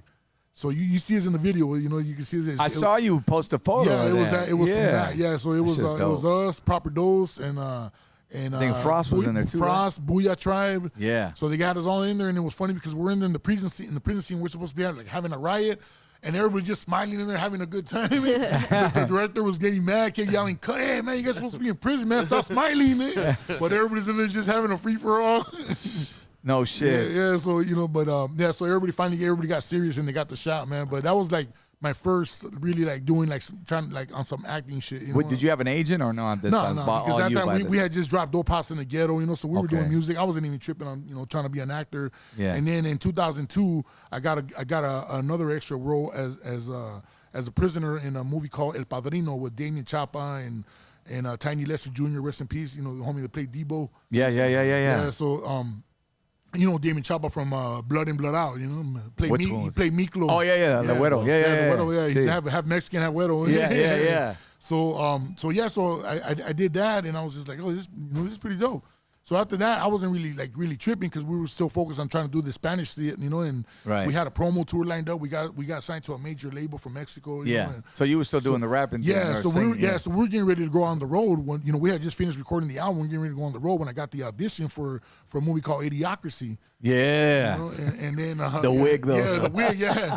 Everybody always trips. So what happened to your hair? No, it was a wig, man. Did they make you shave, or you just at that point because you didn't have the full gold? They left me the brocha. The handlebar mustache. The handlebar. That's they just shaved off this. Yeah. And it was a struggle because we kind of fought on it. It's like, and then they brought in Mike Judge. Mike Judge is the writer and the director, and he was also he's the guy that brought King of the Hill and Beavis and Butthead and all that. You did some voiceovers for King of the Hill, didn't you? Yeah. That's amazing. That's dope. So that so he So now you're getting the taste now for all this, right? At this point, right? Yeah. Because at that point, see, when I got into it, that was my, like I said, my first like really dialogue movie. Like I had, even though there were one-liners, but I was like pretty much like halfway through the whole movie. Hell yeah. And I had little one-liners here and there, but I had never actually did an audition or nothing. So I went to the audition, and I ended up landing the role. The lady goes, "Hey, Mike just saw your video, and he thought it was funny, and he wants to meet you, and then have us to sit down a couple weeks. He's coming in from Texas, and he wants you to read for him, So I was like, cool. So he came, I read, and we chopped it up, and we just hit it off, man. Wow. And then like a month later, I get the gig, man. Wow. They called me to go, "Hey, you got the role," and I was like, "What role?" I had totally forgot. So what did you do with the music? Did you put that on the side at that point? Yeah, I didn't want to because I felt like I was letting all the homies down because we had our crew, and we were getting ready to go on the road, and so I felt like a lot of people were depending on me because on that record, it was, even though it was all me rapping in Spanish, I still all the homies that were part of the crew, I was bringing everybody with me. That was part of the deal, that I was bringing the other three homies with me that were part of the crew, that. Even though it was just all me on the record, because the record company wanted to just sign me, but I told them, I go, nah, but those are my boys. And, they made me. It was like Richie Valens and La Bamba. Yeah. Hey, but what about my band? Yeah, no, those are my band. I just can't leave them. Yeah, it was like that, So, we kind of went back and forth on that, but they, they agreed upon it, so it was cool, man. So I felt like, like everything was just gonna come to a whole. We had a whole record release party, a promo tour. We were gonna go to Miami and do all the the whole circuit. schedule. Yeah, like they had everything lined up. But then when I got that, and then I was like kind of scared to tell the record company, my manager, and then my manager right away said, he goes, "No, you got to look at this as a big opportunity, man." He goes, "This could change your life. This could be very influential for your music as well too." Yeah, and then yeah, he saw bigger, he saw bigger picture. Yeah, exactly. That's what a manager's supposed to do. Yeah, and the same thing with the record company. They sold the record company. The record, oh no, we'll put everything on hold, man. Go. And then when they found out who was doing the movie, Mike Judge and all that, no, this is like a major movie, Century 25. You got to go do it. So we'll put everything on pause. When you come back, we'll resume everything. 1 month because I had to go out there and shoot for a month. So they were like, 1 month ain't gonna hurt, ain't gonna do. We could work around it. Yeah. So yeah, and at the last minute, I got cold feet though. I wasn't gonna go, man. They were calling me. They sent a limo to my house to go pick me up, and I was hiding, man. Yeah. You're hiding. Yeah, I was hiding inside the house. I didn't want to. Why? And then, everybody started calling me up. My manager was calling me up. He goes, "Hey, the studio's looking for you." The studio was leaving messages on my answering machine, and then Mike Judge calls me in. Hey Anthony. We need you out here by tomorrow. You got to get out here, man. We need you, man. Your parts start shooting tomorrow, man. So we need you. Yeah. And I was just like, man. There's money on the line right now. You got to get your. And I was gonna shoot because my whole thing was like I felt like I was gonna let everybody down. I was like, man, they probably got the wrong dude, man. Too much pressure. Like, yeah, like I felt like maybe like I've always been like self-doubt, Yeah. But then and that's one of the things I've worked on over the years, where I just gotta kind of let that go, you know. But I would always self-doubt myself, you know, and then I told Mike, I go, man, I don't think I could do this. I told him straight up, I go, I think you got the wrong dude, man, for this part, man. No, you're perfect, man. I tell you, man, I saw your video, you're perfect. You're gonna work. You're gonna be great. You're gonna be good, man. All right, cool. So I jumped on the plane, man, and I went out there, and man, I ended up getting my music in there. Yeah. As well. Yeah, because from that record.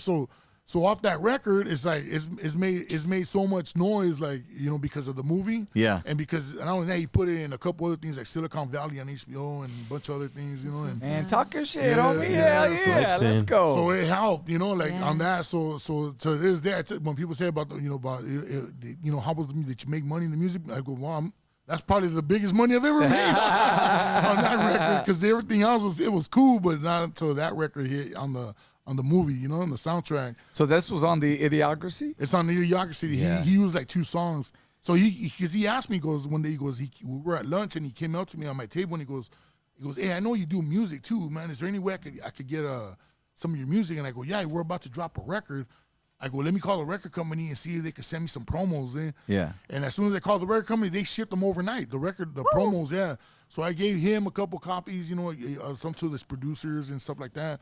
And the next day he comes at me and he goes, dude, there's like 2 or 3 songs on there that I really like and I want to use for the movie. And I said, well, let's make it happen, man. Just talk to my management. Isn't that crazy how that shit just happens like that? Just instantly, but it's how to be at the right place at the right time, man. Yeah, well, it turned out even better than you could have imagined, right? All that pressure, but it turned out. Because, you know, it's like. But you didn't hide no more after that coming around. Yeah, no, after that, I was just like, man. Send the limo. Yeah, after that, I just, you know, and then one day he just told me, he goes, hey, I like your voice, man. I want to put you in King of the Hill. And he started. So then I went from there, and then, you know, and they started putting me in a bunch of other stuff. What's, okay, because Idiocracy was 06, and then Harsh Times. That was a year after. Okay, we did Idiocracy in 2004, and they released it like in 2005, I believe. Okay. And then Harsh Times, and then I got Harsh Times like a year later. Okay, that was your next one, right? Yeah. But I think in between that I did King of the Hill. Oh, okay. Yeah, and then after that it was Harsh Times. Yeah. And then, how long did you do King of the Hill for? Was it a few? I just episodes? did one episode. Okay. At that time, you know. Is that a fat check? Yeah, it was good, man. Yeah, dude, it's funny. Just give us one. We all got voices. I look at the checks and I'm like, man, these motherfuckers probably doing mistakes over here or something. Because I was only in there for like 15 minutes, and I was like, dude, this is like, man. What role did you play? Like, what was it? I played Danny Trejo's brother-in-law in one of the episodes. Oh, no shit. Yeah, supporting actor right here. Yeah. So, you know, and I went in there and I knocked it out in like 20 minutes. I was in and out. I was like, damn, that's it. Let me ask you, when they ask you to do a voiceover, how do the directors ask you to, like, portray yourself? Like, is it, all right, what's the conversation like? Hey, we want you to be, we want you to be gangster, or we want you to be cholo, or we want you, what's the conversation like? Because, like, for an example, like Fluffy, Gabriel Iglesias, I think they wanted him to do Speedy Gonzalez. Yeah. But when the conversation, it was in his stand-up comedy, and they asked him to portray the character. They were like, all right, can you sound, kind of like, and he was like, nah, man, like, I'm not going to do that. Leave Speedy how Speedy is. You know what I'm saying? Did in a conversation like that sound similar, or? You know what? Like, when I did King of the Hill, the first time, it was just basically I went in there, like, they kind of had an idea already where how the character was going to look and be. So they kind of, like, I felt like they kind of wrote the character towards me already, like, because I didn't really change anything. I did my normal voice, right? Yeah, and they liked it. So, but what they do is they make you do they say the lines, like, say there's like a 2-liner or whatever, you got to do the 2-liners 3 or 4 times in a row, different ways. Got you. And then they keep whatever they feel, okay, this works, and they keep that like that. Got you. Yeah. So I just have. Is that for every audition? Pretty much for like any voiceover you do. Yeah. When it comes to like voiceovers, they'll make you do like versions. Like 3 or 4 different takes. So you already got the role. It's just it's which line they want you. Yeah, to they just told Mike just goes. They called up my management at the time because by then I already had an agent. So they called up my agent and they set it up, and then my agent goes, yeah, they need you for King of the Hill, so here's the address, and boom, here's the situation. I'll handle the rest, you know. And they just show up, you know. So I just showed up. My judge was there that day, you know, and he just kind of walked me through it real quick. He said, yeah, you're gonna do this and that, and that's it. Just get in the booth, man. And I love it. Yeah, that was it. Well, he had said that I like your voice already, so boom, they probably did write it for you. And then because of him, I ended up getting some other cartoon called Squidbillies. My God, I've heard of that. Yeah, on Adult Swim. It was on Adult Swim. I did one episode, and I had a cool role in there. You know, his name was Rodrigo, and I just pretty much did my same voice, but they did the drawing. The character is funny when you look at the character. It's like. He looks like a Mino Paisa with a mole, you know. It looks funny, but it's just my voice, you know, and it's just like, and that one too. But that one, it was a little bit more different because the guys where they tape Squidbillies, the guys that produced it, they're in Atlanta. So and at that time I had my own recording studio. In El Monte, I had one of those industrial areas. Yeah, I was renting out a little spot, so I had it all set up. And then they told me, okay, look. You got Pro Tools? Yeah, okay. This is how we're gonna do. So they walked me through it. We were on a video chat, and they were walking me through. Okay, just add the settings like this, add the mic like this, adjust it this way. And then my son was the engineer because he knew how to work Pro Tools and all that. Yeah, and I did too, but he knows more than I do. Okay. So then he got on there and we knocked it down and we knocked out the voice. I put the phone in the booth. And they're telling me, they're directing me in there like that and just telling me and do it. And the same way I did King of the Hill, so I kind of had the experience with it. So I already knew like more or less what to do, you know. And they were just kind of giving me direction. Try like this, say it like that, you know. Yeah, directing the speak. Man, I feel like somebody else told me that. I was watching this chick. I forgot who she is, but she does it from her house. And she goes live on broadcast television like at like some of these award shows. I think it was a BET show. Oh, and she's the voice. You know how MC Light. You've heard MC Light do those award shows. But this was another female. I can't remember her name, but she was legit doing it as the show was live on TV. She was doing it from her room. She was just in her pajamas. She wasn't even. Yeah, she wasn't even like at the venue. You know, you think they're behind the curtain. And that's the thing. Yeah, you can just show up. You show up in your PJs, man. Technology, man. Yeah, man. And then it's crazy because then I end up getting the main intro song to that. They hit me up and after I turned in the file, we cleaned up the files and we put them in a zip drive, whatever it was, in the zip folder. Yeah. And we sent it off to them. We emailed it to them, and then they hit me back that same day. They go, "Hey man, is there any way you could get us a song, man? That you could do like a just a custom song for the intro of the show, no more than a minute. You know, that's all we need, man." So I was like, "Man, yeah, I could do it." And then they go, yeah. And so then I go talk to my manager, you know, so she'll work out the details or whatever. Then my manager goes, yeah, they're going to pay you this much. But I go, all right, I'm on it, you know. So then I told my son, I go, hey, I think we're going to throw an all-nighter because they need that song in by the next morning. Hell yeah. By 8 in the morning, it has to be on their thing because it goes into editing and all that, you know. Yeah, what a heads up, huh? Yeah, I know. Right? So the whole night we're searching through folders, just looking through the right beat, and we have they send me the intro of the show, and we're playing on the monitor, and we're going through different beats, see what fits, and we finally found one, and then I wrote like an 8-bar verse in Spanish. They wanted it in Spanish, so I wrote like an 8-bar verse, and I did it, and we knocked it out. We had it right. We sent it to them like maybe like 7:30 in the morning. Yeah. We took longer looking for the beat. Right, they the lyrics I wrote them quick. You probably wanted it's got to be perfect, man. It's got to be the right beat. I go the beat has to vibe with the intro, you know. Yeah. So that was the main thing. When we find the beat, then the lyrics are butter. You know, we I'll knock that out quick. For sure. It's only an 8-bar verse, you know. Yeah. So that's what took forever all night, just going through all kinds of folders that we had of different beats that people have sent to us over the years, you know, and you know, just people that have been, you know, DJs that would come in and producers that would come to the studio, and they would leave their beats there, so I could show them to other artists that would come in, you know, and help them get rid of beats like that too. Hell yeah! Know? So I was just going through there, me and my son, and we finally found the right one, man, and it was just like, this is it. Right. Were you making beats there at that spot? Like, could you have made a custom beat like for that? Yeah, but I didn't produce at that time. I have produced before.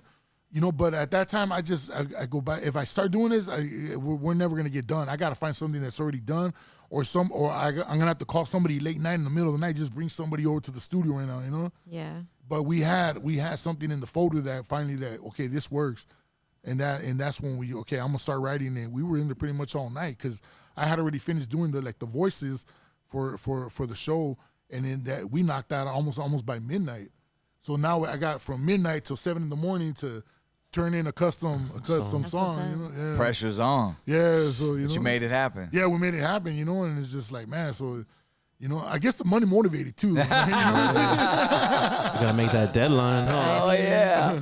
What you want, man? Need this check. Gotta make that deadline. Yeah, man. So I was like, man. So it's gotta happen. So so we made it happen. So now between 2005, 6, and 2016, I don't mean to jump a big gap, but I mean there's where you got the Lopez Show, right? Yeah.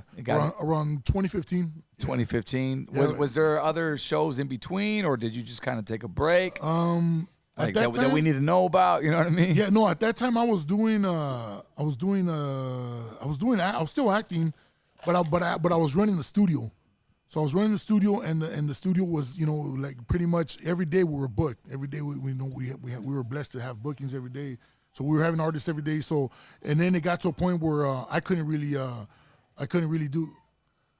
anything really because at that moment the studio was just getting so busy that all my time was just being in the studio 24/7. Right. There was times I wouldn't even go home. We had a whole bedroom set up in there to sleep, so I wouldn't have to go home. And I only lived like 20 minutes away from the studio. But if you're there, you got a bed, you got a studio. Man, let me knock this work out real quick. Yeah. So we were like that. Me and my son.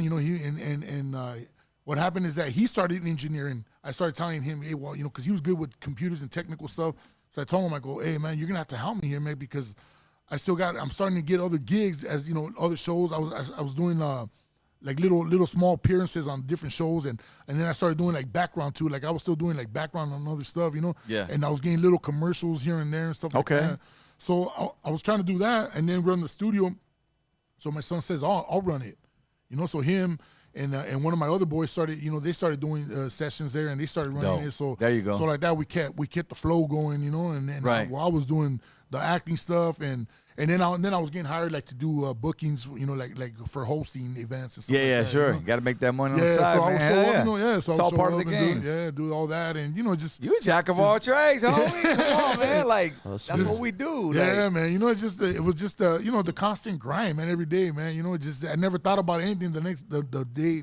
Like the day will start, I was just like, just keep going, just keep doing what we're doing, man. Like I wasn't even thinking like, oh man, I need to rest up, or I never like really thought about it like that. Yeah. Now I do, like now I get my rest as much as I can, man. But back then I wasn't even tripping on all that. I was just like, let's just keep going, man. Nah, brother, I think, and I'm obviously it shows, man. You're more healthier than you are now than you were back then. Yeah. And what they say, we get fine like wine, homie. The older we get, dog. Come on. I just gotta start exercising. I'm gonna join you, Crystal. No, but so the introduction to George Lopez. I know we had it up there. Let's put it back up on the screen, Danny. Tell us how that all came about. With the Lopez Show. In 2015, I got a call from my agent, and at the time she says, I got an email, and they're talking about something about a pilot with George Lopez. Are you interested? I go, hell yeah, I'm interested. What kind of questions? Yeah, right. That's George Lopez right there, man. So then she talked and set it up and everything, and I thought it was an audition or whatever, and kind of find out it was actually they were like just casting me for the pilot, and to see if it worked, if my chemistry with George was good. Were there other auditioners there? Is that a word? Well, I don't. I'll be honest with you. I'm not sure if they had any. So people. it was just you by yourself. I know. Okay, I know for a fact they were trying to audition other people. Yeah. But the writers, see, this is where it was a trip, because when I showed up to the table read where I met George and the writers. The writers there, I already knew those guys. I worked with them because they worked with Mike Judge. Nice. Got it. Yeah, so the writers, with John Osler. Did you feel Dave like Christie. I got this when you saw him? I made it easier. I was just you never know. No, it felt like like okay, this is cool. I know these dudes. Familiar, yeah. But I wasn't like oh man, I got the. I didn't know. I didn't know what was really going on. It probably eased the tension a little bit, right? The ease off. So I'm in there. I'm like the first one there because I wasn't trying to be late, because I heard stories. That's right. Hell yeah. And I'm always trying to, trying to get there on time. So I got there, And I'm already sitting in the conference room by myself. I have my laptop, and I'm just on my laptop, just just scrolling stuff, just messing around. And then I see one of the writers walk in. He's coming in with the scripts, and he's putting them on the table. And then it took me a while. I looked over, and then I'm on my computer, and I look at him like, oh damn! and he goes, Citric, you made it. Hey, what's up, man? And I go, and then after he goes, and I go, oh, you guys are behind this? Yeah, we're executive producers on this, man. So they threw your name in the ball. They're like, yeah. They told TV Land at the time it was on TV Land. They told them, they go, because they wanted to audition other people. But they kept telling him, goes, nah, he's the guy, Manolo. Hell yeah. He goes, trust me. And I kept telling him, I kept telling him, I go, hey, bro, you guys are putting too much confidence in me, bro. I'm not trying to burn you guys like that, man. And then they're like, no, dude, we know this role is for you, man. This is all you right here, man. So humble guy. Like, so I was just like, all right, cool, man. So yeah, we shot the pilot, and TV Land still wasn't convinced. They did a couple of those focus testing, they did 2 of those, and I tested really well. So, and then they couldn't deny it. What's that like? They draw your blood or what? Nah. With audiences, right? Yeah, with the audiences. What do they call it? What is it? Focus testing. Focus testing. Focus. It's like if people focus on you, or what? So they said they I guess they're doing like a little theater room, and they got maybe like 40, 50 people. See, this is all new to me. I'm like fascinated by this shit. So they sit people in there, and then people have to rate you basically. Rate what they thought of. One of them goes, the first time they didn't know if you were gonna rob them or you were there to make them laugh, Yeah. He goes, but yeah, after the first scene that I was in, they were like, oh, okay. They saw it, they saw what it was, and they saw the chemistry between me and George, and they were like, oh, this is our guy right here. So what was like? Was George in the same room right next to you? When we did the table reading, George walked in after once everybody was sitting there. George walked in last, and it was like maybe like 8 a.m. He sized you up? Yeah, he did. I was about to say that. He has his sunglasses on. He took his sunglasses off, and then the writer John goes, "Hey George, this is gonna be Manolo right here. This is Anthony, aka Citric, and hey, this is George, And then George just took off his glasses, and before he shook my hand, he took off his glasses and looked me up and down. And he shook my hand. Hey, nice to meet you. Hey, let's get to work. And that was it. Straight up. So we sat down, and we're like on a big round table, and George stayed next to me, and we sat down and we read. And after we were done with the episode of the reading, he looks over and he gives me a pound. He goes, "Oh man, hey, the way you read right here, man, you better read like that in the next room."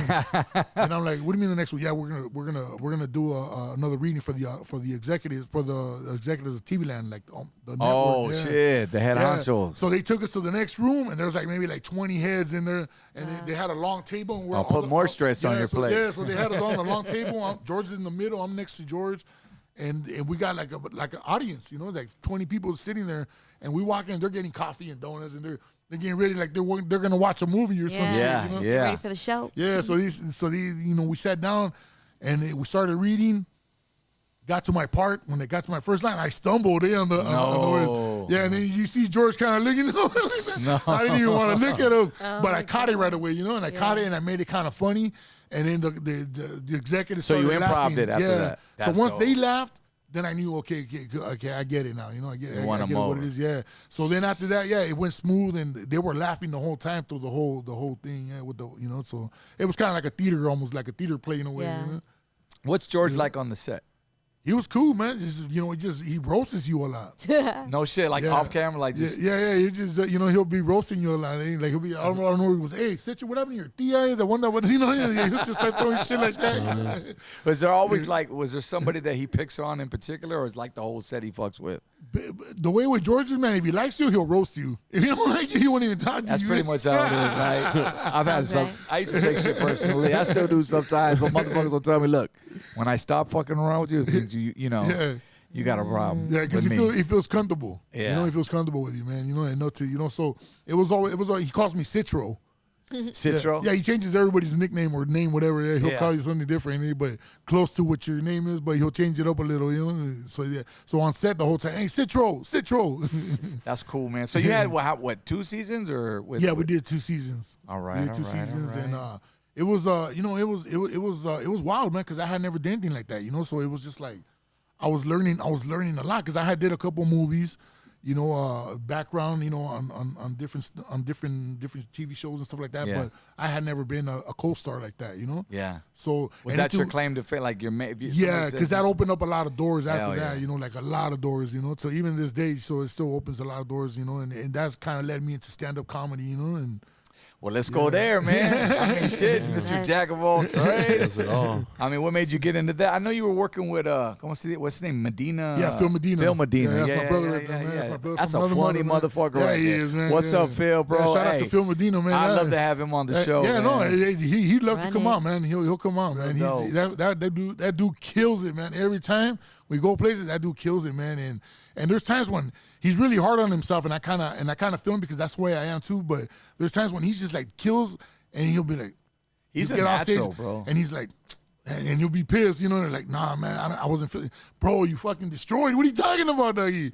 And he'll be like, nah, I just wasn't feeling I feel it. that. I feel that like we are our own worst critic. Yeah. Perfectionist, yeah. That's good. That keeps you humble. Yeah, it does. Yeah. But he's the one that got me into stand up. He's just, like I met him through another mutual friend of ours, my boy Monsky. Yeah. And Monsky was rolling with him, doing shows. They were doing little. He was opening up for Phil, I believe, like doing like 5-minute spots, whatever. And Monsky invited me one day. He goes, "Hey, you want to come to a show? We're doing a show at the Levity Live in Oxnard, which is like it's improv owned, Mm-hmm. But it's the company's called Levity Live. They own all the improvs." And I said, "Yeah, I'll roll through, man." He goes, "Come on down." They put us on the guest list. We went down there. And that's the first time I saw Phil Medina perform, and I was like, man, this dude is hilarious. He had me rolling. And then I met him outside when they do the meet and greets. And then my boy Monsky introduced me. He goes, hey, this is Phil Medina. And we hit it off. And then turns out Phil was a fan too, of my work, with the Lopez stuff and Idiocracy and stuff like that. And so we just hit it off, man. And then next thing you know, I had just finished doing season 2 with Lopez. And Phil goes, hey, bro, we're going out on the road, man, for a couple weeks, man. You want to roll, man? Woo. Hell yeah. I said, yeah, let's go, man. So they were going out to Texas, New Mexico, and Arizona. Now, were you writing at this point your own No, I wasn't even. I wasn't are you even doing, studying these guys how to? He just got introduced. Yeah, I wasn't even doing stand up because I've been a big fan of stand up since way back, since I was a kid. Yeah. But I never saw myself on stage doing stand up comedy. Mm-hmm. I just never saw myself doing that. Gotcha. Because I looked at it like, man, this is a crazy art form, right here, man. Like That's a lot of pressure. it's a lot of pressure. It is, yeah. Try remembering your lyrics. Try to remember a whole 2-hour set. Exactly. And then So- the improv factor with audiences, Yeah, so it's just what and then because when you're doing music, it's you with the beat, and then you might have another homie helping you with backups or whatever, the DJ, the whole you put it on a whole performance there with the crew. But as a comedian, you're up there by yourself, and it's just you, the microphone, the lights, and the crowd, and they're staring at you like, "What's up?" So, Yeah. You're on stage, literally. Yeah. So it's a lot of pressure, man. But so I went out on the road with Phil and them, man, and we had a great time, and at that time he just started bringing me up on the stage. He goes, "Hey, we got a special guest celebrity in the house," boom, boom, boom. And then the people, they knew who I was, and he'd bring me on. And the first time he just brought me out, he didn't say nothing. He goes, "He just brought me out." And then I was like, "Don't trip, I'll be right there with you, man." So he was up there on stage for like maybe a minute, 2 minutes. It was in between because he was like towards the end of his set. Yeah. He'd bring me on, and then he was just, I go, "What do I say? Dog, I don't got no material, dude. Just talk to him, man. Just tell him a story or whatever, man. Whatever, Yeah. Wow. So On the spot. I would just say dumb shit, and people would laugh, So like after that, I still didn't get into stand up. Like maybe like we would go to his shows. He would throw me up once in a while, like just bring me up, and then little by little, he just started throwing me up for a couple of minutes where it was just be by myself up there, and then till one day he just said, "Goes out, bro. I'm gonna put you up." On a show we're doing in Ventura, just do your thing, man. Just come up with whatever, man. Piece up a bunch of stuff with you, whatever you got, man. And you need help, I'll help you, man. And so he kind of helped me too, piece up a lot of stuff, and a lot of because I had a lot of ideas, I just didn't know how to structure it. Right. So he That's helped what me. I was. That's what So he helped me with the structure and all that, And so now I kind of just picked up on that. Now I'm not like I still go to him for help, like.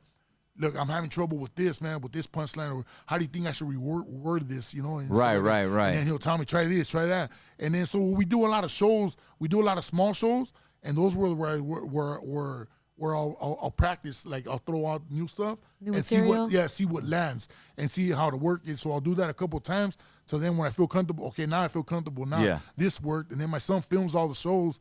So like that, I could go back and just kind of watch the replay. Yeah, watch the replay. Like, okay, this worked, this landed, this didn't work, and and stuff like that. So do you ever notice it happening like in different reactions in different cities? Yeah, every states? show. Yeah, every show's different. Every like DJ sets. Crowd. Yeah, absolutely. Every crowd is different. I mean. There's been places where some jokes land harder than others, and then some places where like you gotta work it harder to bring the laughter out of people. Sometimes some people are just like not having it. Some people just like they don't want to give it to you. Yeah, they don't want but you kind of and I learned that because I used to hear that lingo like, man, I gotta work the crowd, I gotta work this crowd, or I had to work extra hard for the crowd, and damn, and then so I learned that after with time. And then there's some shows that like I could say the stupidest shit, and then people don't laugh, and I'm just like I don't even get it, but then I just said it, but they laugh. And crazy, man. So you just never know what you're gonna get, but I've been blessed enough and fortunate enough, that like Phil said one time, he goes, bro, you haven't got no crickets. You've been good. You get reactions even like at your lowest or your worst. Because you still get some. You know laughs, what you need to do, bro. If that ever happens, you know where to go to. Show them the face, homie. Show them the face. Show them the smile, dog. That's a signature smile, dog. How could you not laugh at that? Big Citric, man, in the motherfucking house right here. Old school John's doing stand-up, acting, rapping, all of that, man. So are you currently like on the road doing comedy, or right now you just? Yeah. We've been doing because after the pandemic, right before the pandemic, that's when I decided I was gonna go hard. Yeah, I told Phil, you know what, bro, I'm ready, man. I'm ready to go hard. And then the pandemic hit. So everything shut down, So for like a year and a half, we didn't do nothing until everything started opening up. Yeah. And then I promised myself that as soon as everything was going back to normal, that I was gonna go hard with it this time, And then that's what I haven't let out the pedal ever since. Phil produces a lot of shows. He's been on tour with the Smash Brothers and. They do a lot of all the improv tours. Yeah, shout outs to Corey and Chad, the twins, man. Those the homies. IE, what's up, big dog? Yeah, so they put me on the first on the Dirty Show about a year ago. Okay. And because of Phil, Phil suggested, goes, hey, you gotta throw Citric on there, man. He goes, I think he's ready for for a spot. That's dope. So then they threw me on, and I was like, man, I gotta prove myself here with these guys because these guys are OGs in the game. Right. They're giving me a spot here, man, that not too many people get to do, at the Ontario Improv, and it was a packed, sold out crowd, Yeah. And I went up there, I did about 10 minutes, and I got some good laughs. It was good, man. It was like I did really good, man. So you feel yourself just like progressing, getting better and better. Yeah. So now I look at older videos, and I see the difference now, and I'm getting more comfortable with it, to where like I could go off script, and stuff like that, and then I'll come back to the script. In the beginning, I was like super nervous about that because I was like, man, I don't want to lose my place, and then what do I do? But now I'm able to go off script a little and then come back. Aside of Medina though, like who do you respect more now in terms of just like the comedians out there? Now you know how it is behind the scenes. Well, I guess the question is, okay, who's your favorite comedian? Like, who do you look up to now that you're in that game, in that realm? You know what I'm saying? Man, there's so many comedians, man. I mean, shoot. It's hard, man. Top three. My top three. I mean, obviously Phil, man, because he kills it, man. He's funny kills it every time, man. And I would say new comedians or older comedians. I mean, of course, George Lopez is in the, and this is not in no typical order, Yeah. George, and then who else, man? I can see, man. Man, one of my all-time favorites, obviously, was Red Fox, man. Woo! We're just talking about Red Fox. Yeah, Red Fox, Rodney Dangerfield. Yes, sir. Give no respect. Cats like that, from the old school cats, and then like I said, the newer cats are like Phil and man, there's so many cats, man. What about Eddie Murphy? Eddie Murphy, of course, delirious, man. Eddie Murphy, who was that? Who else was the fun? That was my funniest comedian. Eddie Murphy, Raw, Delirious, and then who was it? Eddie Griffin. Eddie Griffin, yeah. Everybody's fucking funny. I got to hang Voodoo out with Child. Eddie, Look that up. Voodoo Child. Oh my God. Yeah, no, Eddie's a supernatural, man. He's just man. He could go off script. Like he could do a whole hour just off script, man. And then that's how talented that dude is too. What's Ting Ting? What's his name? Crit the Crown of Life. What's his name? Cat Williams. Cat Williams. Yeah, he's hilarious too. Yeah, he's one of my favorites too, man. Comedy, that's what I'm saying. There's so many, man, that I can't even like just say, oh, these three right here. You know, it's like. But I'll tell you one thing. Ever since I got into stand up, like I've always had a big respect for the craft, and now I have a like even 100 times more. That's what my point was earlier. Now you're doing I have it now. 100 times more respect for it, and for every comedian that has been doing it, new and old, you know. And it's just like, man, it's just like, and then it's crazy because I've been in, you know, in the mix with all these big time legends, you know, like Cedric the Entertainer, Eddie Griffith, you know, Charlie Murphy, rest in peace, you know. And a lot of these because of George, you know, a lot of other cats because of Phil, you know, and I've got to hang out. And it's crazy because a lot of these cats, man, they give me advice, man, without even asking for it sometimes. I think they just give me the advice, and I take it all in, dope. Man. You know, You're take it all in, man. You know, I'm the same way with my other hobby, how you would call it, would be DJing, you know, with these cats. Yeah. Like I just love music. Yeah. So when, you know, I got behind the turntables, like, okay, motherfucker, Lighter Shade of Brown goes out the window because you're stepping into a new thing right now. So I take that, you know, respectfully. So I see like all the greats, you know, the homies coming up, like you know, the E1s, who else? Like the Richard Humpty Visions or like the Beat Junkie, DJ Chalk, the Baker Boys, you know, all these fools growing up in the 90s doing it. And then you know, even the youngsters around me, like DJ Ever, you know, all those fools like started out in our city, you know what I'm saying? I seen them all blow up. But, you know, I get it. Like, you know, to this day, I shit you not, Crystal, like I still want to learn how to fucking scratch. Yeah. I don't know how to do that. And because I got the blending down, is that too okay? You know, but now I see all these little fucking 8-year-olds doing that shit. I want, fuck that little motherfucker. I want to learn how to do that shit. Yeah, no, it's an art form, man, like, to learn how to scratch. I mean, one thing is DJing, but to learn how to scratch is that's a whole nother game. But thankfully, to like the Beat Junk, you know, they got their scratch academies and stuff. I might just take one. Just one thing that I want to learn. You got DJs all around you. I know. Just go on YouTube. Just go on YouTube real quick. Yeah, I mean, that's how I felt about when I started stepping into stand-up. Like I said, it took me a couple years to actually like get a set together and start wanting to like really do it. I was just doing, like I said, like 1 minute, 2 minutes. But Phil would always tell me, bro, you're a natural, bro. You got to just keep doing it, man. It's gonna work out, man. But I kept telling Phil, bro, I don't want to make a mockery of this crap, man, straight up. Exactly. You know what I'm saying? I just don't, man. Or just Phil, did you ever think like, oh, these motherfuckers going to come in, he thinks he's the movie star and he thinks he's going to be a comedian. Like, did you ever experience any of that? You know what? It's crazy because there's been a couple times where I've been in a couple rooms where I do kind of get not that from the main ones, but the up and comers that are trying to come up and, like and even, you know, like I'm not gonna say no names, but like a couple older comedians that were already like that have been doing it for like 30, 40 years. Oh, there's those too. Yeah, but it's crazy because those same people, man, they saw me performing, they're like, okay, you're good, man. You know what I'm saying? Like, like they saw that I wasn't, you know, like I was really trying to do it. Like I wasn't just like, fuck it, let me try this, just see if it works. You know, like, I was really trying to do it. You've experienced that with us, like in the radio building. Absolutely. Going that way. I mean, there's a lot of old radio heads we come across, and when I first got on radio, that's the kind of vibe I had too. You know, I saw the DJing, but being on the radio, I was like, fuck do I know? Like, I don't know shit about it. And I'm fucking working with people that I grew up listening to, you know what I'm saying? And I'm going, shit, like, how am I going to show and prove? But at the end of the day, it's like when you get hired in radio, they want you to be you. Yeah. And I think the same thing goes for, well, kind of similar to comedy, is like, be you, but you better be funny too, though. You know what I'm saying? So I see the pressure on that. And you're in front of a crowd rather than just being on radio and you can't see nobody. Yeah, exactly. So I get that, you know. And from a rapper's perspective too, you know what I mean? There's people right in front of you. Same like, thing, man. You got to kill it. But I get what you're saying with the older heads too, man. Like, some of them just be like, a lot of them didn't even hit me no more after that. Like because they knew me as the artist ODM. Yeah. But then as soon as I became in their world, your competition now. It's competition to them. It's crazy though, but that's kind of what happened with me though. Yeah. So you know, and I see it, but I don't really trip because I have my respect for everybody no matter what. Sure, you know? you do. And you're putting in the work. Yeah, like and I'm putting in the work. Yeah, I'm not, work. like I told Phil, I go, I'm in it for the long haul. You know, like I'm not here to like, oh yeah, you know, like I need to get paid this much and this and that. Like I'm not making no demands on none of that. Like I'm trying to learn the craft. Like I'm not even tripping on the money and none of that shit. I'm just trying to learn the craft. You know, trying to get as best I can get with it. You know. Yeah.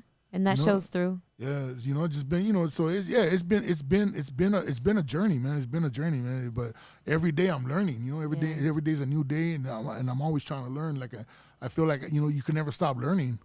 Do you have the same management and acting as still to this day? Like what have any other gigs popped up? No. Now I have a totally different team that I've had for the last 4 years, I think. Okay. Like Do we see any more like working on screen in the future? Yeah, we got. Yeah, I can't really talk about it right now.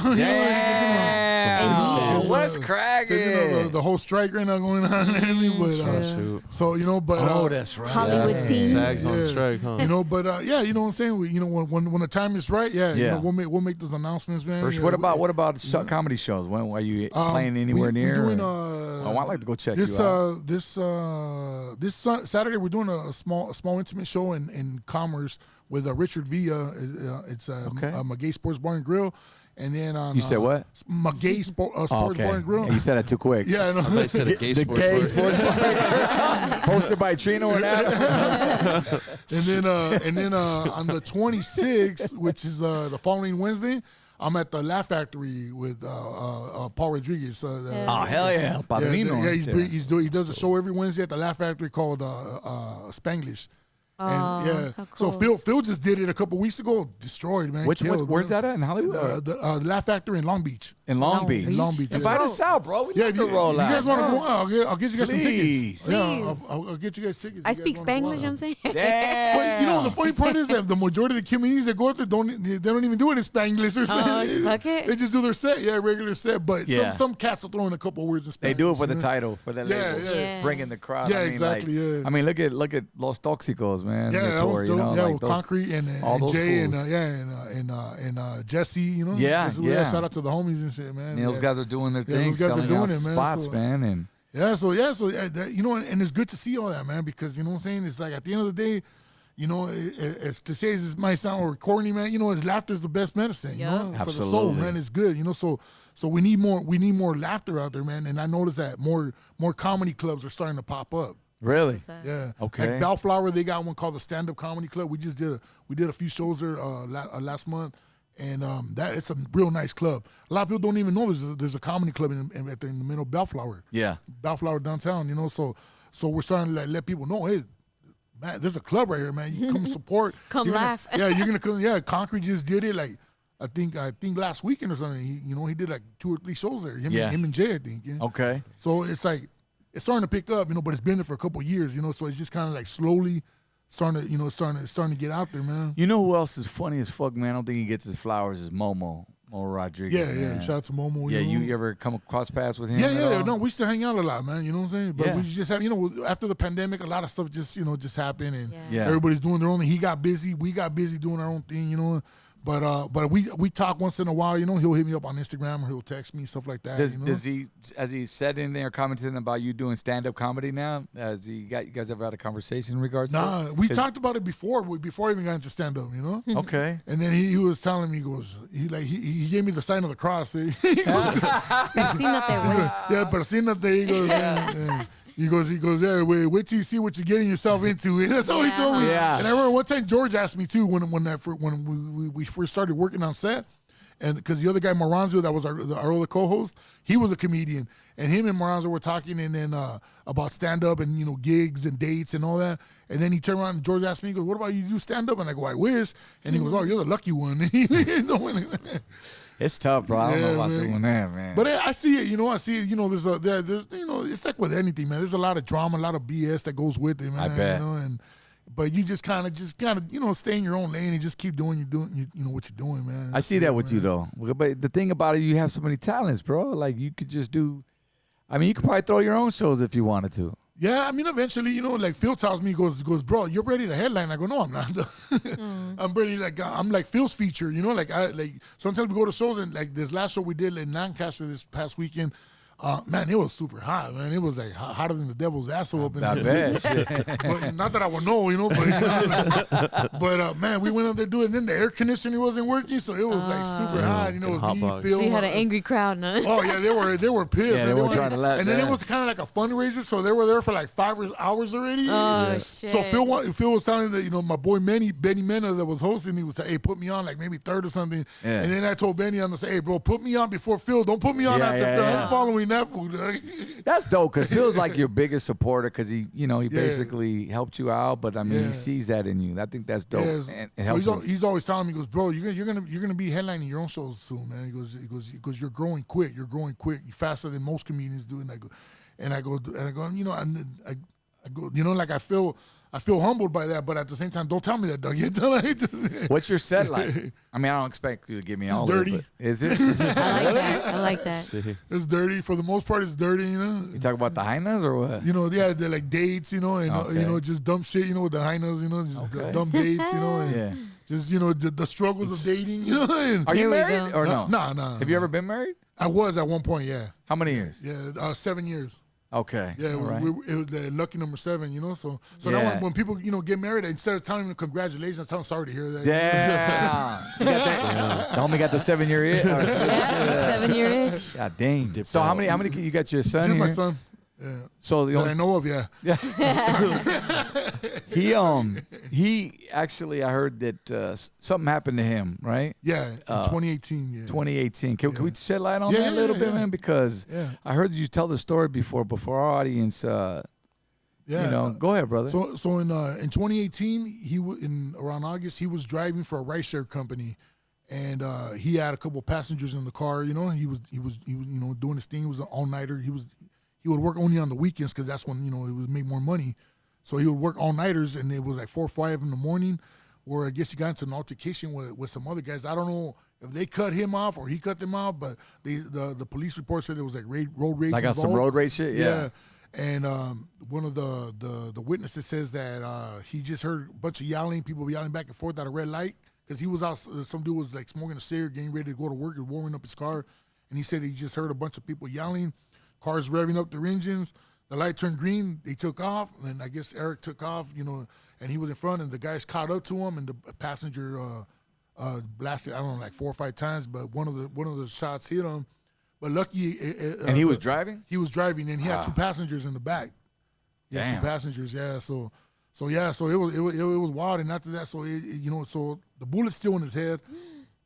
He was alive when the cops got there, and he crashed into a fire hydrant. It was just like a big old mess. And so when I got there to the scene, I got there in the morning because his girlfriend and he has 2 boys, my grandsons, and so they were living with me at the time. And she comes knocking on my room like early in the morning, because usually Eric would be home like by 8 o'clock the latest, and it's already like 8:30, 9 o'clock. She goes, I've been checking this location, on his phone, and he's been there for hours in the same place. So I'm thinking, man, this was probably cheating on her or something. I got a side chick over or something. I was hoping that was the situation. Not that I'm condoning it, but right at that point, so I told her, send me his location, and I got dressed, and I took off. I jumped in my ride and I took off, and he was out there like in Highland Park somewhere, like by City of Cypress or something like that. And I got there, and I'm looking around. I see yellow tape everywhere.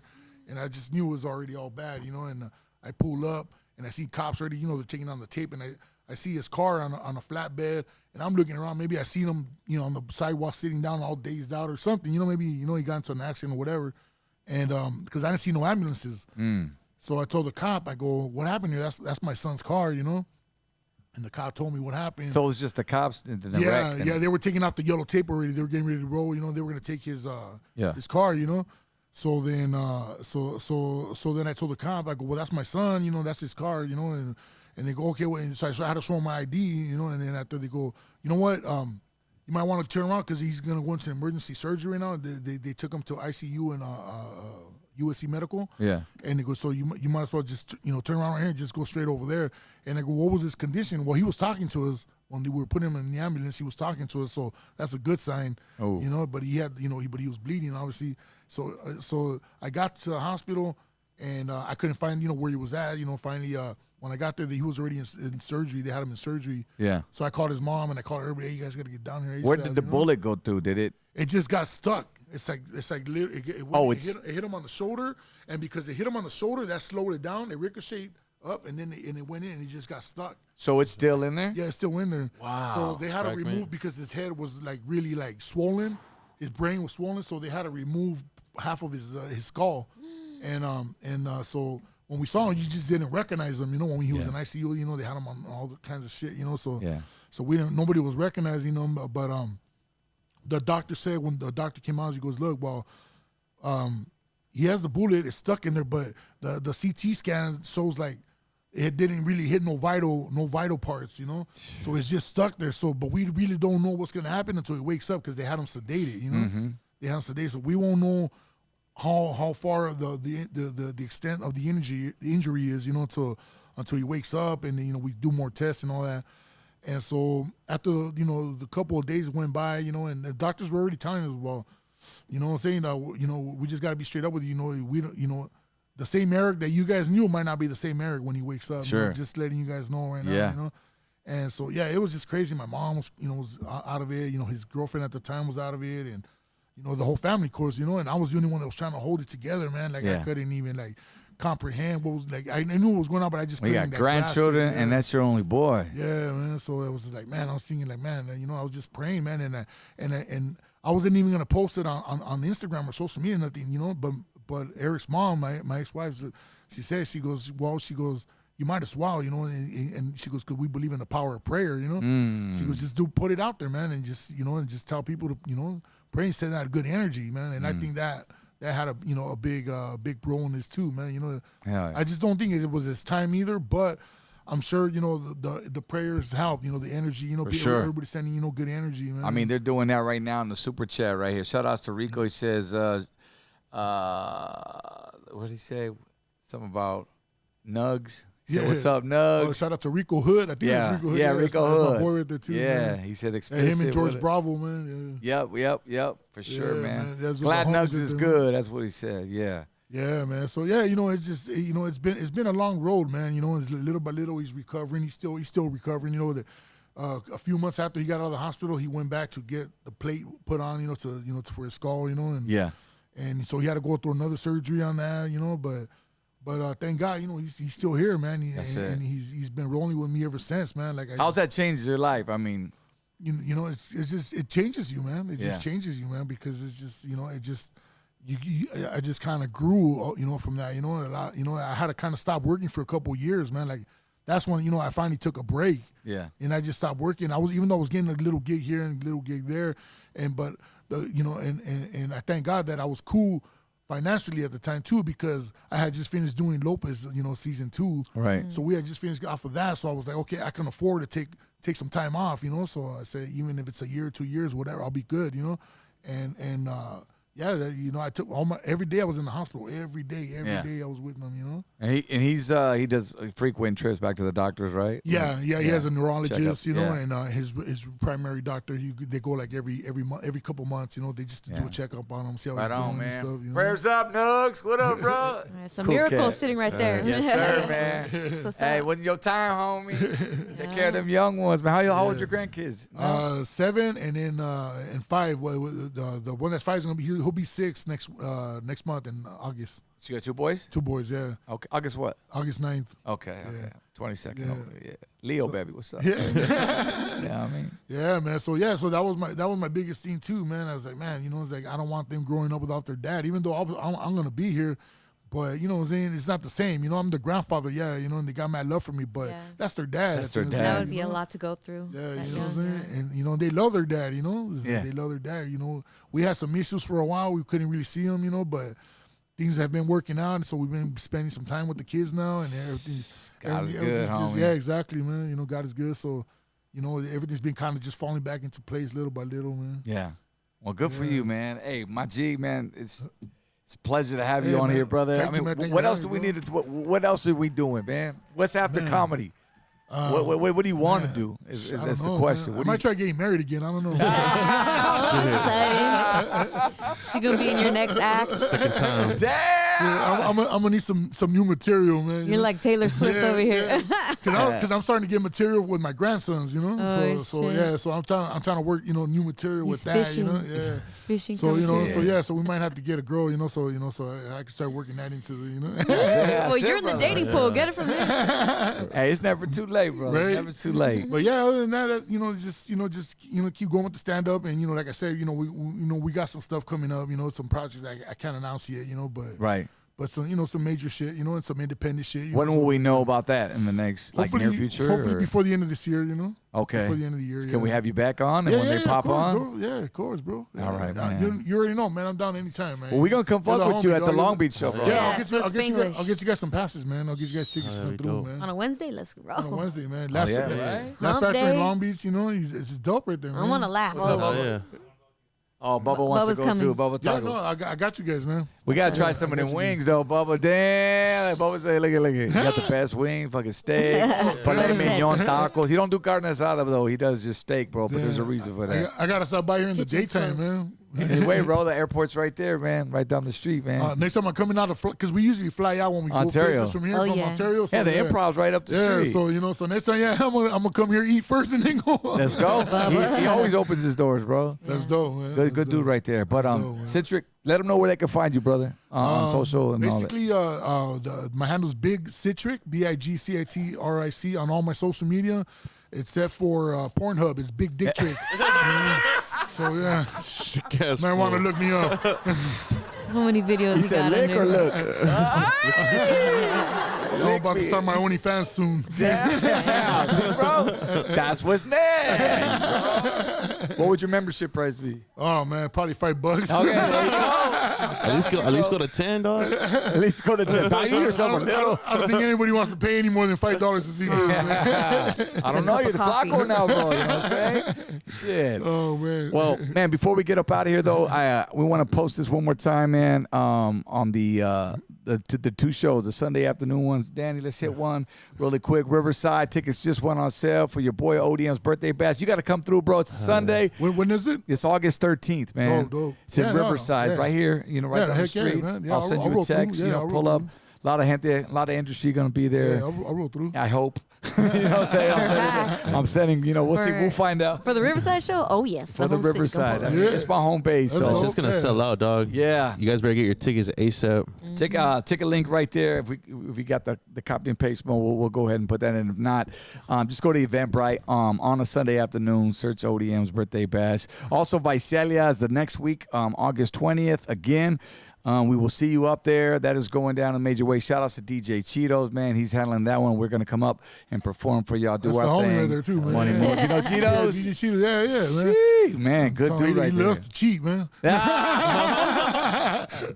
He did that at 7 years, like right when you did too. Oh, my God. Nah, I'm not going with you. We'll see you guys up there. Australia. And then anybody else? You want to push anything, Crystal? Anybody? I'm cooling right now. Yeah. Push your show, 813 Riverside. Killer Queens, let's go. Man, all day, I'll be there. man. Bobby. That's tight. We got anything, Bobby? We're going to New Mexico this week. Oh, next weekend. There you go, Lighter Shade Yeah, Show. we're going to New Mexico next weekend. Next Friday? Saturday. Check the fucking Saturday, name 29th. 29th.